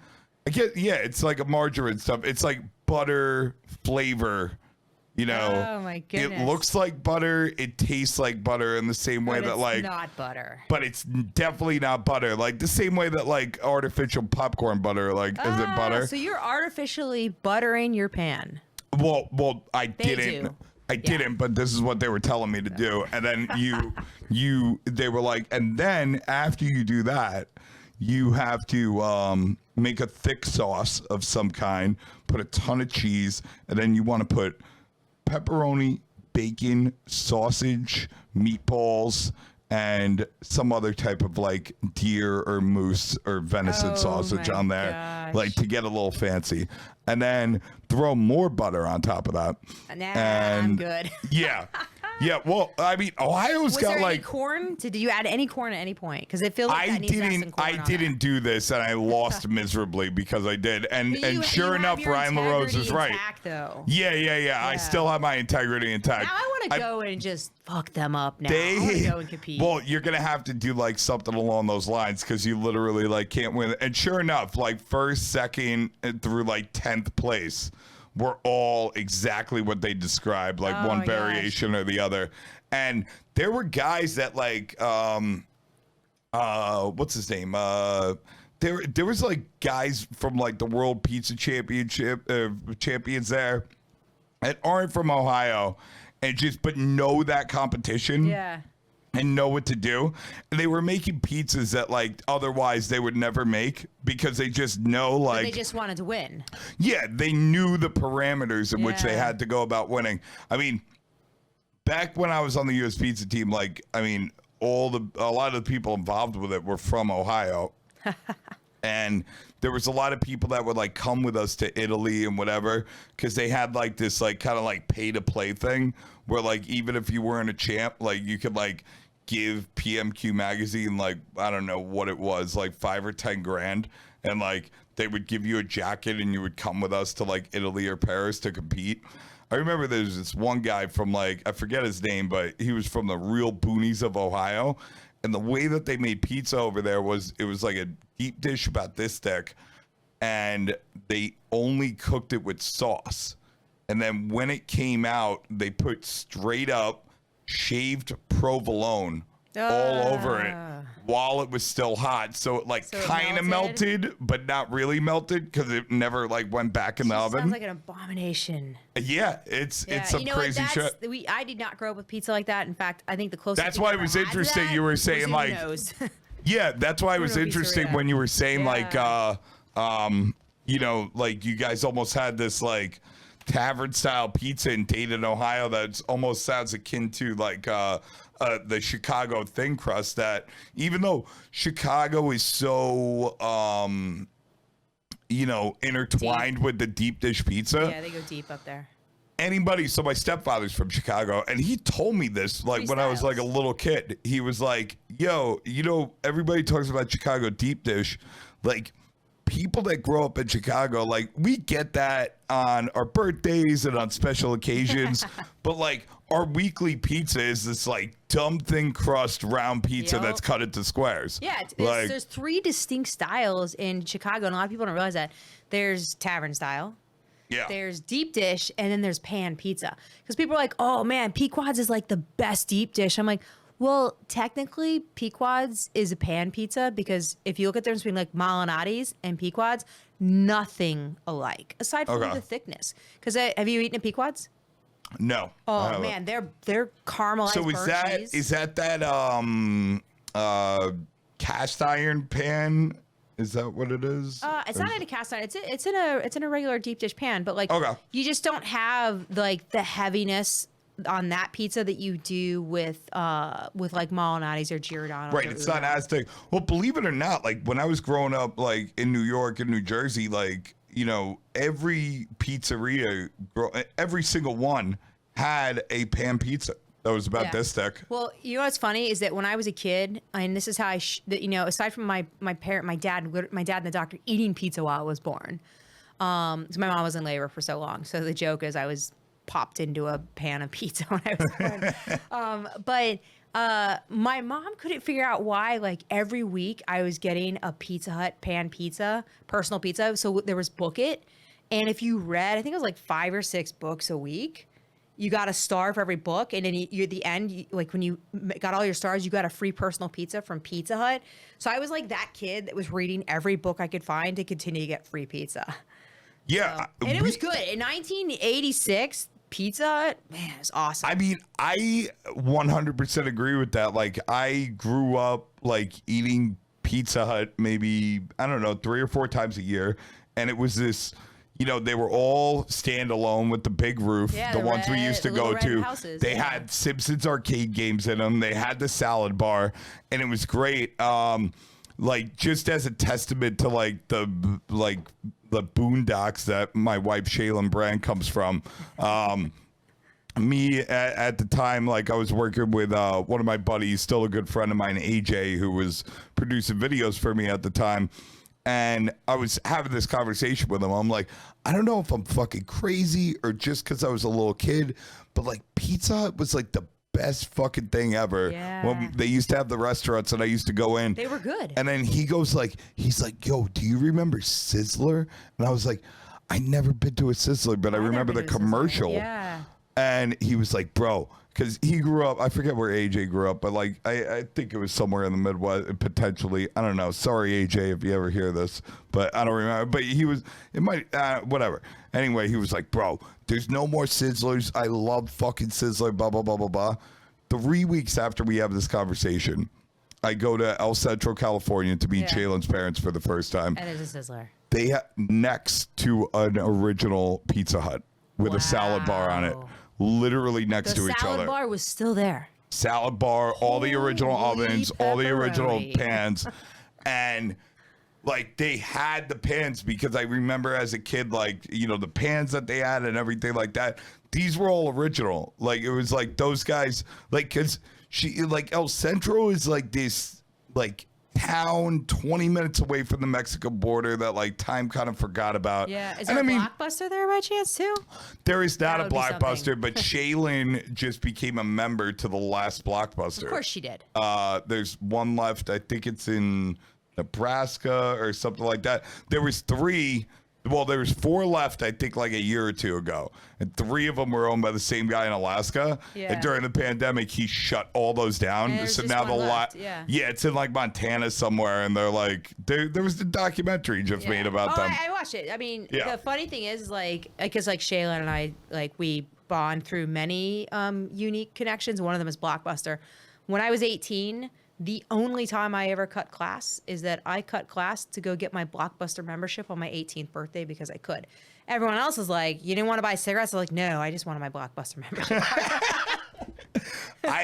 I used to go to Easy Video, it was called. That's We had a Video what we Town, had in our too. We had neighborhood. Video Town. Yeah, we had something called Easy Video, and then but when I moved to the Lower East Side and opened Nona's, there was a Blockbuster right on it was like Houston and Suffolk Street. Wow. It was one of the last ones. And like at one point I was like, you know what? Like, let me go get a membership over there. And this is like after Netflix came out and everything. And I had a Netflix account, like probably through a stolen password. I was like, you know, I want to go rent movies sometimes. And I used to like go to Blockbuster and rent movies. Yeah, because I didn't have cable. So like I had Netflix, internet, and Netflix wasn't what is today. You know what I mean? It was the red envelope, mail it in kind of thing. Back then?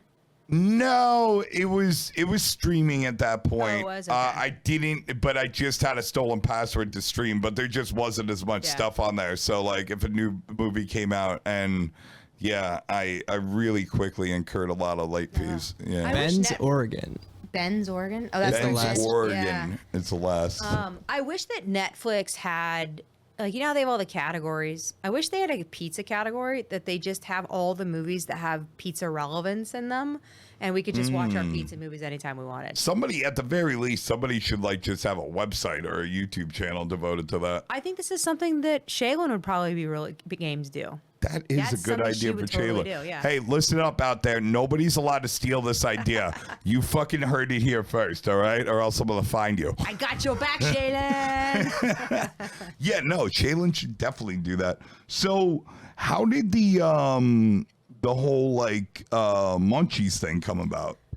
So one of the producers read the article in the New York Times. Okay. And the New York Times. It was Can you like reiterate that for like people who haven't Yeah, read so it? the way that Munchies / Vice, well, Vice owns Munchies. The way that they had discovered me was I was published in the New York Times as one of these up and coming home food makers that born in the pandemic. So right. there was a lot of us. sourdough guys. There was a lot of people There was a doing. guy who did flan. There was Right. me. So, but I was like the main feature in that article, and at the time, I didn't realize how significant being published in the New York Times was. And so that Pretty was big deal. Yeah, I guess Yeah. it was a pretty big deal. It made my mom proud, and but they discovered my story through that, and it was in talks for a while. And when they finally got around to shooting, they wound up shooting right after my mom had passed away. And I was still working at Pauly G's. So, but it became this, like, originally they wanted to do a 3-part series about the new normal. And they loved my story so much. They're like, we just want to feature it on you and not you with 2 other people. So, at the time it was only supposed to be like, I think like a 3-minute clip, and it wound up becoming a 15-minute clip, but they did a really great job capturing my story. And, because like at the time I was afraid to take the train anywhere. 1, because crime was really high, and 2, because of COVID. So I would run my errands. I'd run to Pauly G's 5.5 miles there, 5.5 miles home, even when it was over 100 degrees. So like they sort of found it fascinating that I was doing his day prep, and then I'd come home and do this. And this was my new normal. This is how I was able to make rent. This was how I was able to deal with depression. This is how I was able to connect with the world, because, living in New York, we were isolated to a certain extent. And like, big time. Yeah. And it was fucking crazy. Like the one way we all connected, aside from pizza, was 7 p.m. We'd open our windows and we'd all cheer. And, it was this thing. And then I started doing this thing called Live at 5, where I'd use live stream on Instagram and broadcast my pizza baking, and whatever happened. So I would drop pizza on the floor, or I'd walk into a door trying to run it downstairs. They saw it all. But what I found was that there were people, and there was one woman in particular who was really depressed, and she couldn't come get my pizza, but she would tune in and watch my Live at 5s, and she had sent me a message to say, like, seeing you has made such a difference. It's made me happy. And it kept me going. And even when my mom was sick, I would call my dad at 4:30, and I'd let him watch me make pizza. And it was a way to distract him from being really sad about my mom. And, it was my way of connecting with people. So it's a multitude of things that really just sort of created this beautiful thing. And inspired others. But yeah, I mean, it's like. Were you already doing a lot of pizza like before that, or did that kind of like propel it like to that propelled it. Like I didn't. There was so much I didn't understand about pizza, and a lot of it was just trial and error. Like I used the baking steel recipe for 72 hour like bulk ferment recipe, and just sort of like I had to use what flour I had. And I experimented, and I knew what worked and what didn't, and how do you make it work in a tiny. The fridge in my apartment is a half fridge. Right. So I have like a little like beer fridge that I was able to put in the basement of my building, and I was proofing dough down there, which was crazy. But it's there was a lot that that I had to figure out all on my own. But I really didn't get into pizza like fully until I was just stuck at home, and I wanted to help people out. But while helping people out, I was learning how to make pizza. And then I wound up teaching people how to do it. And I'm like, okay. And I remember a professor in design school told me, he's like, Miriam, and his name was Jason. He's like, you're going to be a teacher someday. I was like, get the fuck out of here. What am I going to teach? Apparently, pizza. So. That's what I want to do when I open a pizzeria. I want to be able to provide classes, not just for adults, but like to continue paying it forward. And kids that are in low income neighborhoods or kids that are struggling, even Yeah. kids that are like on the spectrum or might be special needs. I want to bring them in and teach them how to bake pizza, because when I was doing the pizza tours and I do private tours, I took a kid around who was on the spectrum, and the one thing that he could connect with was pizza. So I picked pizzerias for that tour specifically, where the pizza makers would let us go into the space and make a pizza together. Right. And it was the most memorable, one of the most memorable pizza tours that I've ever done. Yeah, no, that stuff is definitely amazing. Especially like I've done a bunch of stuff like that over the years, and like when you're able to find that connection and like connect them, and like, I mean, I remember back to when I was like a kid and like real young, like in like 7, 8, 9, 10 age, and pizzerias used to like pay us like 5 cents a box. You know what I mean? Oh, wow. Yeah, you'd be able to go into the pizzeria and they'd be like, "All right, I'm gonna give you five cents, a nickel for every box you fold." That's and, awesome. you'd fold a couple hundred boxes, and then you'd get enough money for a slice of pizza too. You know what I mean? And a That's soda. amazing. I didn't have that luxury. Yeah, yeah, it's great. But you were saying like it went from like having to wait a week to get a pie to like have to wait 4 months. Yeah. Like, there was did that people waiting transition happen like after the article, or was that happening even before that? It was, the wait was before the article for New York Really? Times came out. Yeah. And Yeah.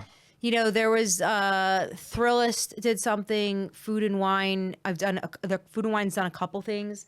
Dunkin' Donuts, and this is the I remember craziest the story. Dunkin'. Yeah, 'Cause I'm tell a this huge story. Dunkin' fan. Yeah. But like, so some woman, like, and I used to be like, I was like, bada bing, bada bang, bada boom. We're sure you're not from live Boston? at Like- 5. No, I'm not. My sister. Apparently, lives there, New though. Englanders are like as they're, crazy like, about so Dunkin' crazy, Donuts as yeah. you.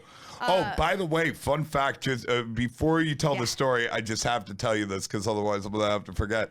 I just found, Pecoraro cheese, right? Yeah. In Brooklyn? Yeah. I just found out Tito, the owner, owns 3 Dunkin' Donuts. Oh. He owns the one on Metro, Graham Avenue, and the one in Greenpoint. Smart man. Yeah.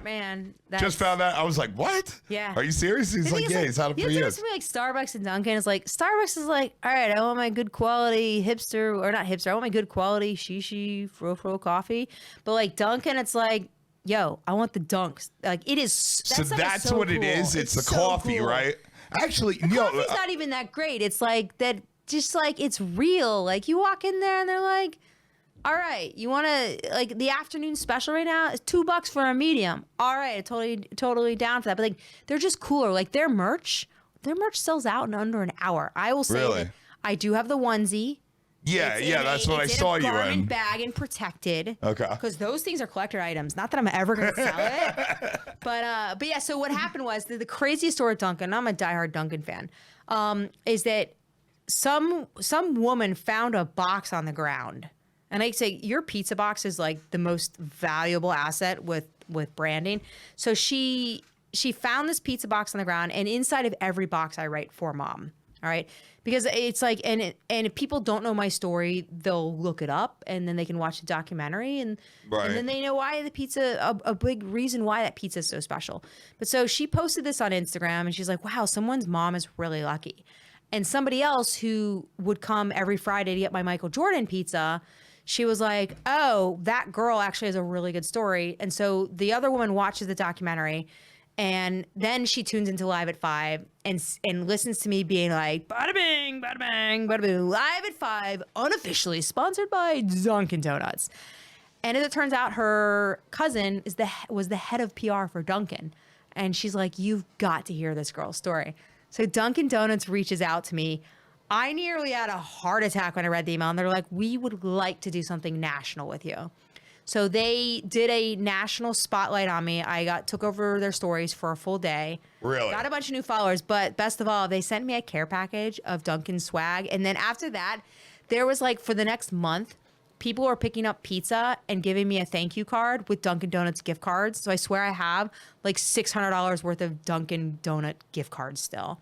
Wow. And so the other silver lining to that story is I was actually, my Dunkin' Donuts was open through the whole pandemic, and people were just raw. Like they were just not nice to the workers in there. And these poor people were working 7 days a week. There was no air conditioning. So I would take them pizza every Friday. And I'd bring in like stack of pizzas so that they could take it home and feed their families too. And I became known as the pizza girl there. And so they would always be like, oh, pizza girl, her coffee's on the house.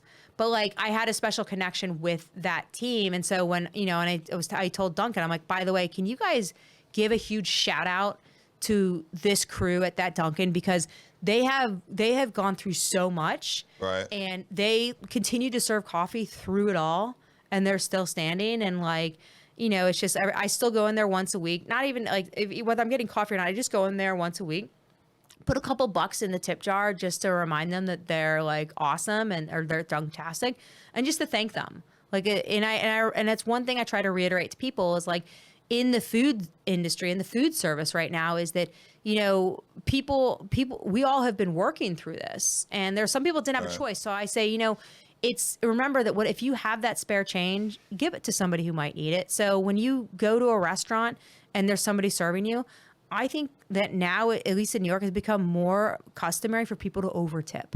Because it's like what we've been through. So, but that's what I say. I was like, you go to the Dunkin' and you see how hard these people are working, and think about like what they have to deal with. Like, so I like to throw like what change I have into their cup. Even if I'm not going in there to get coffee, I'll just walk in and they're like, Miriam, no. And I'm like, it's okay. I just need to get rid of these dollar bills. They're just clogging my pockets. Yeah, it's yeah, I mean, a lot of people throughout the pandemic, like even like the grocery store workers, like they never stopped. Yeah. You know what I mean? They put up with us. Yeah. Yeah. Yeah, they 100% so when they all started getting their vaccines first, I was like, yeah.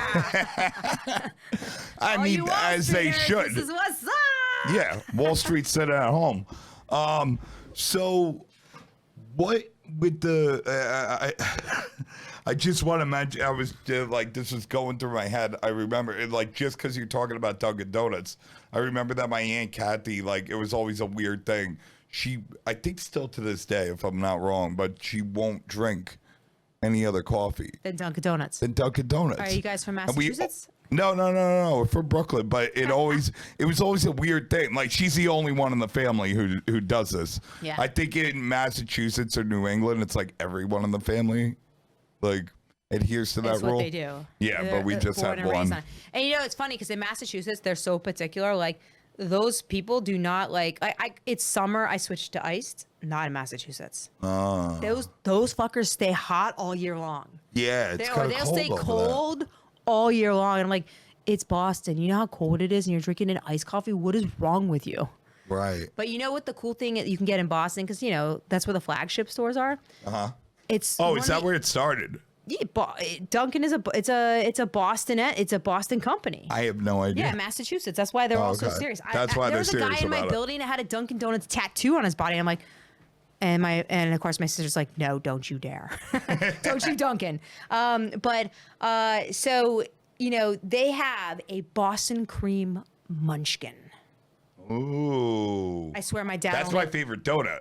Yeah, imagine a munchkin. You could just pop the whole thing in your mouth. Only in Boston they have this? As a flagship stores, they're only specialty ones that sell a Boston cream munchkin. I want like fucking 100 of those right now. Jesus Christ. All right, so what's next? You say you're looking at doing a store. Like, what are you thinking about doing? So I'm looking to do a takeout pizzeria. I want to still bake my Neapolitan-ish pizzas and specialize in my New York Sicilian pizzas, which are like these little 6x6s. Okay. And I like to do, when I started working on number 7, I started doing really eclectic, eccentric pizzas that are weird. And it's like pushing people out of their comfort zone. So like I do this thing called the Italian Big Mac, where it's provolone. It's on a Sicilian. It's provolone with pickled onions, crumbled sausage from Ohio. I'm a huge Edso's girl. That's where I get all my meats. And then post bake, it gets the burger sauce and pickles, and it's fucking phenomenal. But I call it the Italian Big Mac because I'm using the Italian crumbled sausage on there. But I also do things like I call it the burrata, where I'll do they're the little 6x6s are cut into little tiny 6 pieces. So yeah, it's like perfect. The way I started cutting them in 6 is I was catering a wedding Somebody wanted like their what they wanted to do for their wedding is they just wanted my pizza. And I was like, wow, I feel honored. And so they wanted both my MJs and they wanted my round pies. So I wound up doing the little 6x6s cut into 6, and it was a huge hit. So I started. Did we go over what's on the MJ? What's on the MJ? Oh, the MJ. Oh, magic. Yeah. We didn't. So we started talking about, so the baby butter MJ is a 4x18 Sicilian pizza with a Detroit edge, except I par bake with the cheddar cheese. And what I love about it is that if you par bake it and then you put the cheese on, it melts all the way down.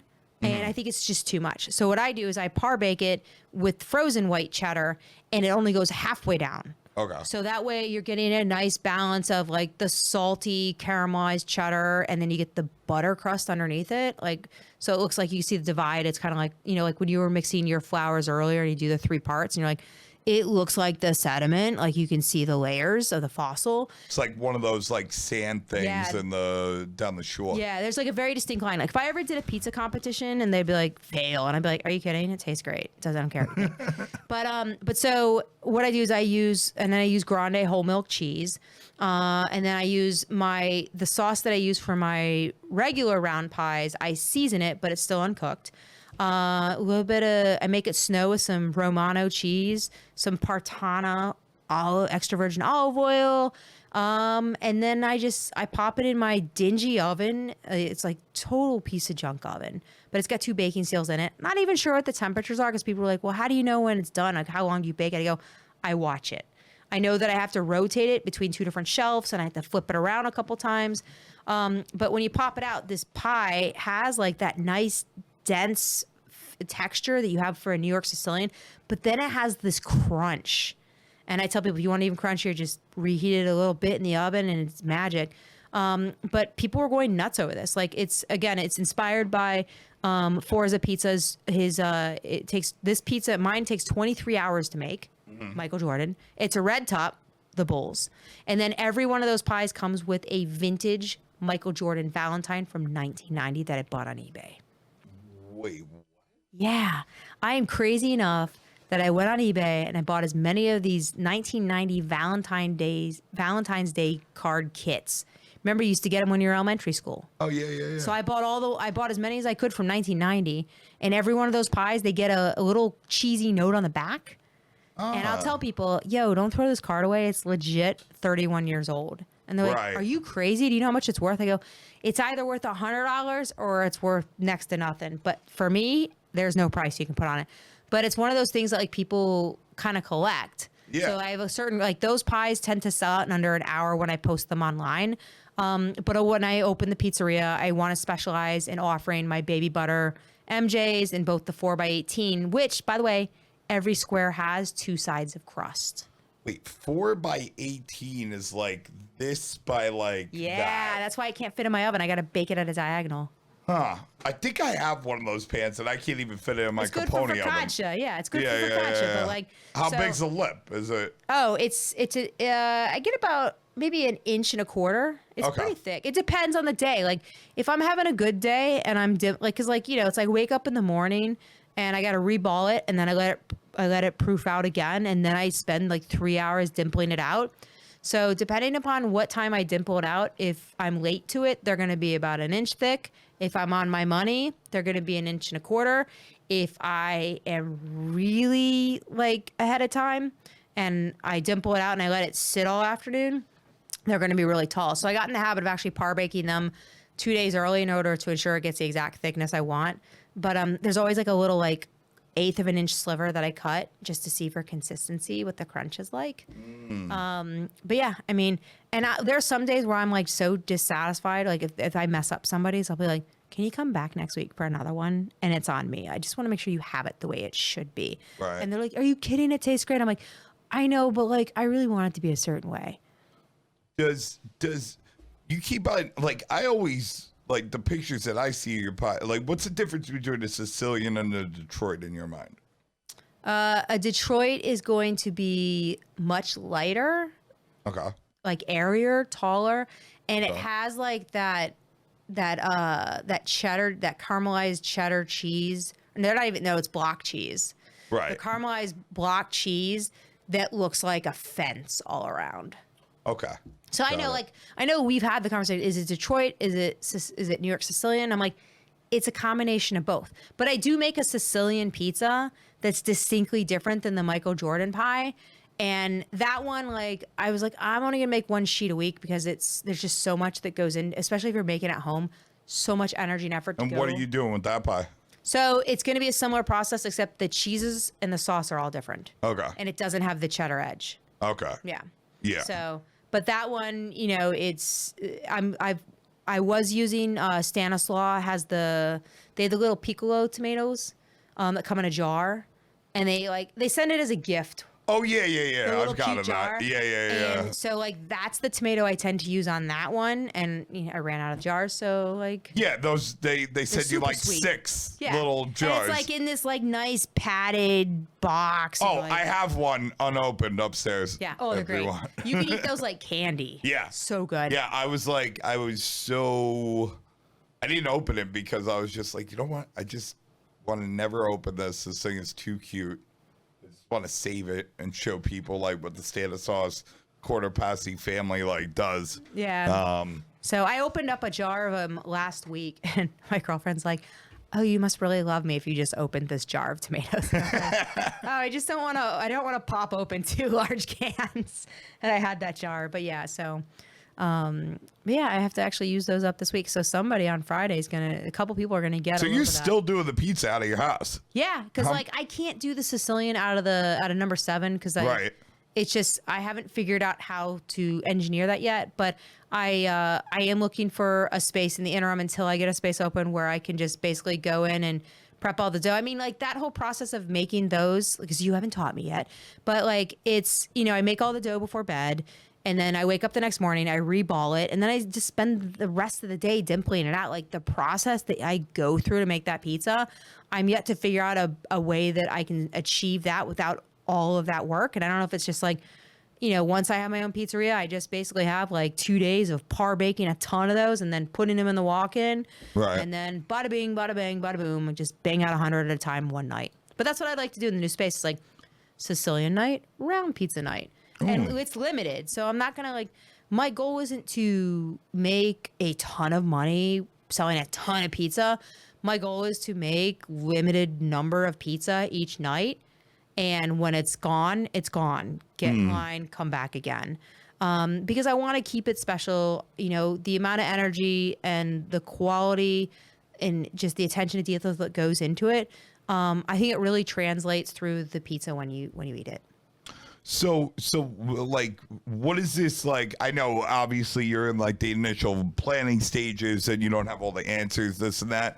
But if you were to like, let's kind of think about what you're expecting this experience. Like somebody walks into this place, like what do they see? What does it look like? What are they getting? Where are they eating it? You know what I mean? I know I'm putting you on the spot over here. Yeah. So what does it look like? There's not really a sign on the outside other than maybe a neon frog sign because my mom's name meant frog and it's for my mom. So there'll be a little frog sign that's on and, they'll be able to see like there might be something that says pizza, but it's not too obvious. But I don't want it to be like, like you see your pizzeria and it's all I see is fresh in Williamsburg. Right. I love fresh, by the way. Yeah. It's like the best pizza box. Yeah. What was it? Barney's? What's that?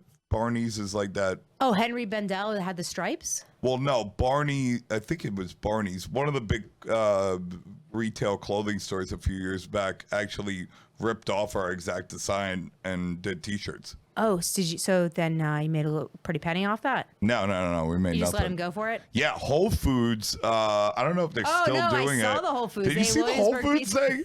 Yo, by the way, Whole Foods. I'm gonna make sure this gets it. I should have went. I was planning on doing a video about this. These fucking assholes went on Grubhub, wrote Williamsburg Pizza, stole our entire menu and IP, and just started doing it. Anyway, I'm sorry. Go back.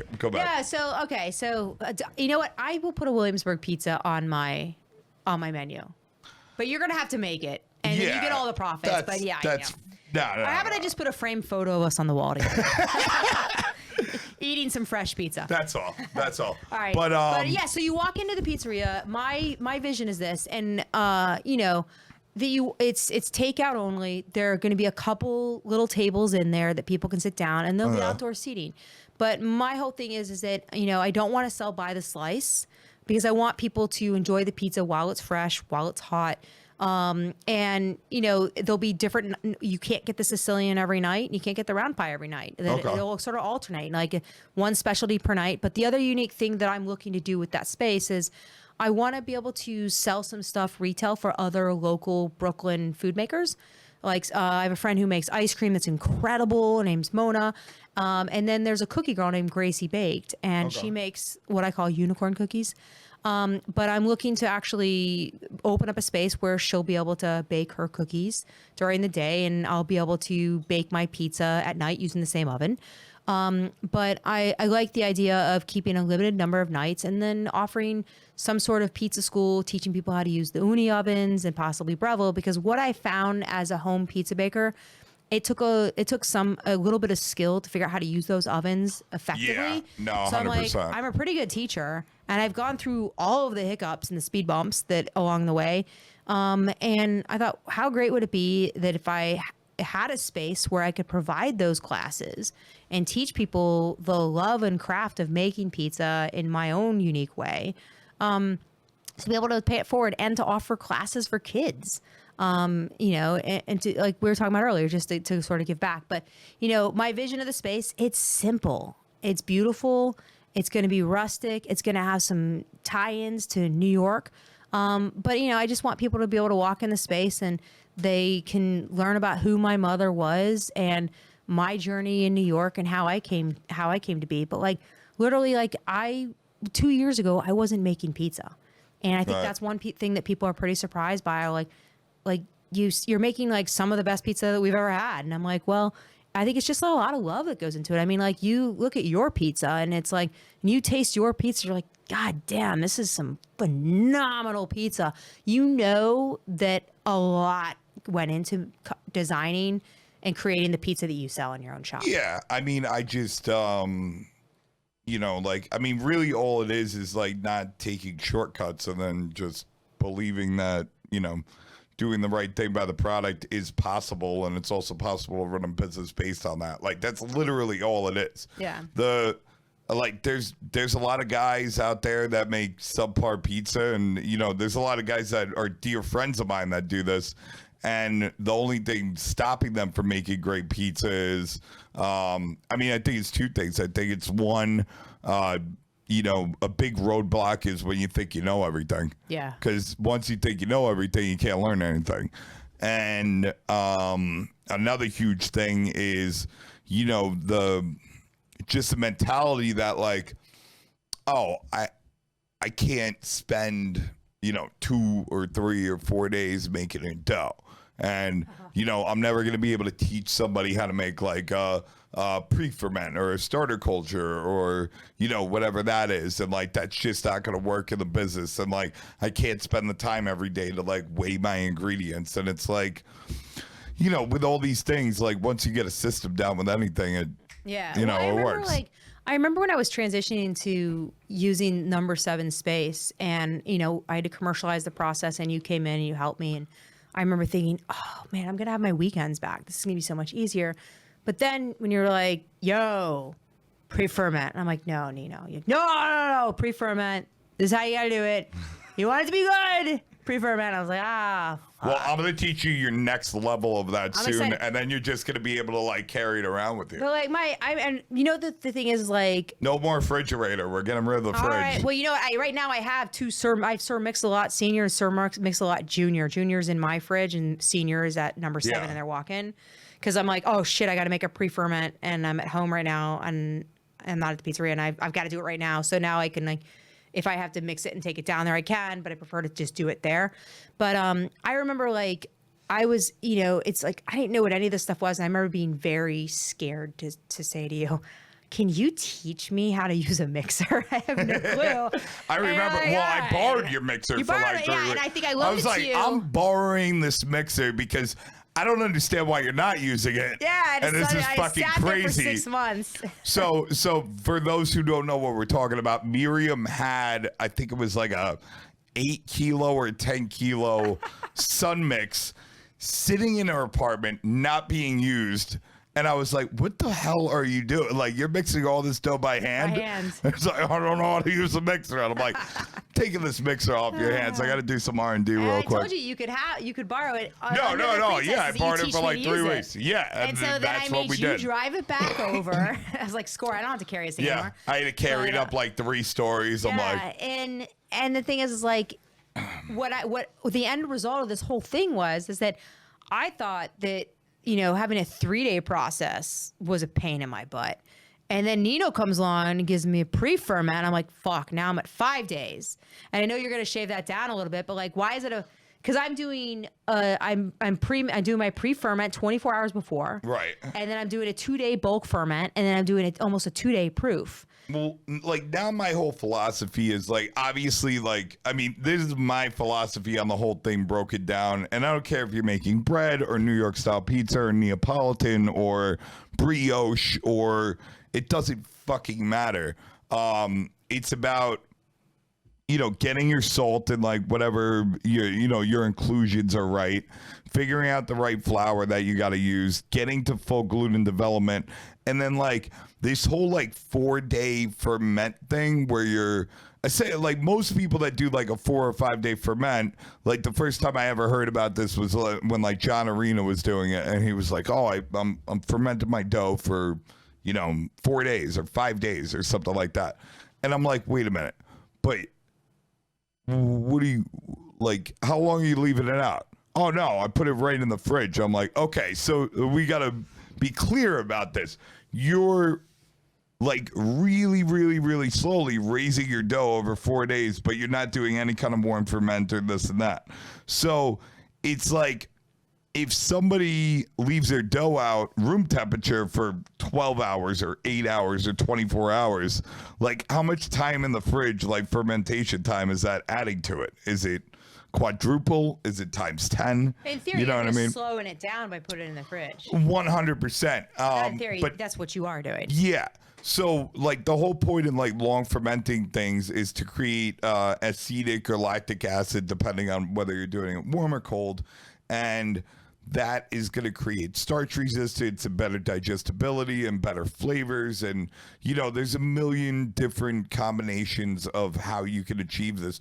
But if you're taking some sort of pre-ferment, and if the percentage of flour to your pre-ferment is, let's say, more than 15%, you're instantly getting that starch resistance. So you can now, use less time. yeah, there's a lot of things to play with, and you can like lower your hydration, and then add more pre-ferment, and get those same effects. And then you can also like take advantage of the fact that it's like, okay, if I'm like putting 20 or 30% of this like wild yeast pre-ferment that's chock full of like anacidic or lactic acid, lactic bacterium, that's instantly provided me with the starch resistance.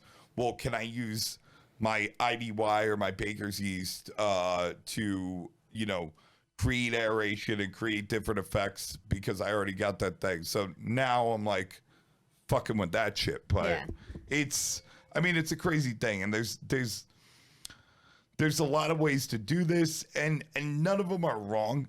Yeah, you know and that's the beauty of it. It's like, I know you're like, oh, it doesn't have to be this long. And I'm like, but I think this works. But I know that it's continuing to evolve. And I think like John Arena had touched on, like, that I was listening to a podcast of his where he talks about how like every single pizza you touch or every batch of dough you make, they're different. Yeah, Nothing's you're the going to same. learn something from so it. like when I'm mixing my dough, like I'm going to go do a pop-up on Saturday, and it's going to be 85 degrees out, but I'm going to have access to a walk-in. So I know that I don't have to use extremely cold water when I'm mixing that batch, because it's good. My dough is going to be in a cold place. Whereas the last pop-up I did, I had coolers with ice, and it was not enough. So I used really cold ice. I reduced the amount of ADY that I put into my pre-ferment, knowing that I need to slow it down as much as I could, and I balled it up as late as I could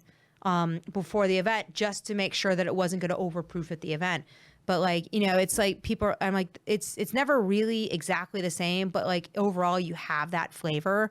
But I remember the first batch of dough that we made for that pop-up. I remember like we started we used so much yeast in that pre-ferment, and you had me test out like direct versus pre-ferment, and just to learn the differences, and I had to go through that to understand how to make it better. But I remember like, wow, look at this pizza, it's completely covered in leopard spots. And then you're like, Miriam, that's actually a sign of over fermentation. I'm like, oh, so it's not a pretty thing?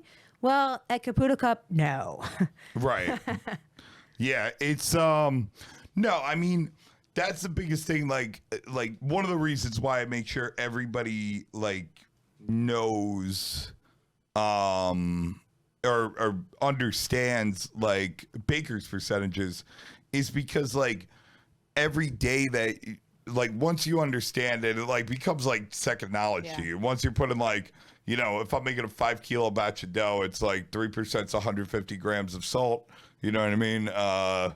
If I'm making a 10 kilo, I just know in my head, like 75% is 7,500 grams of water, and breaking all this stuff down. And it's easy to play from there. And I think it's really important if you own a pizzeria, like, and after, you become like, let's say you become really successful and you create like a family of employees and you have all these guys in there and this and that. I think it's still important to wake up in the morning and make your dough if you're interested in continuing that journey. You know what I mean? 100% agree. I mean, it's like, that's one, I mean, it's like, what was I doing Sunday morning? I was making dough for Wednesday. Yeah. So it's like, and what I found is that now my process, my weekend is not freed up at all. Like I have to revolve all of my stuff around my dough because I don't have anybody doing that prep for me. But at the same time, it's like, I'm also not using a huge mixer. So like the event where I had to do 150 pizzas on Saturday, well, that's going to be there. I'm making them in batches of 25. I have a smaller mixer, but I'm like, all right, I'm going to be doing this for 4 hours. Yeah. But you know what? I just listened to some podcasts. This is a good podcast. I think I'll listen to this one. That's what I'm doing. That's what podcasts are for, when you're sitting around doing mundane tasks. Yeah, but I mean, it's like one of my favorite things when it comes to dough making is the whole envelope fold, and then I'm flipping it, and you got part where you flip it and pull it, and you're flipping it and you're pulling it, and then you're rotating and you pull it, and you're like, by the time I get that dough as smooth as baby's butt, I'm like, God, you're beautiful. You're going to be such good pizza, and I'll see you in a couple days.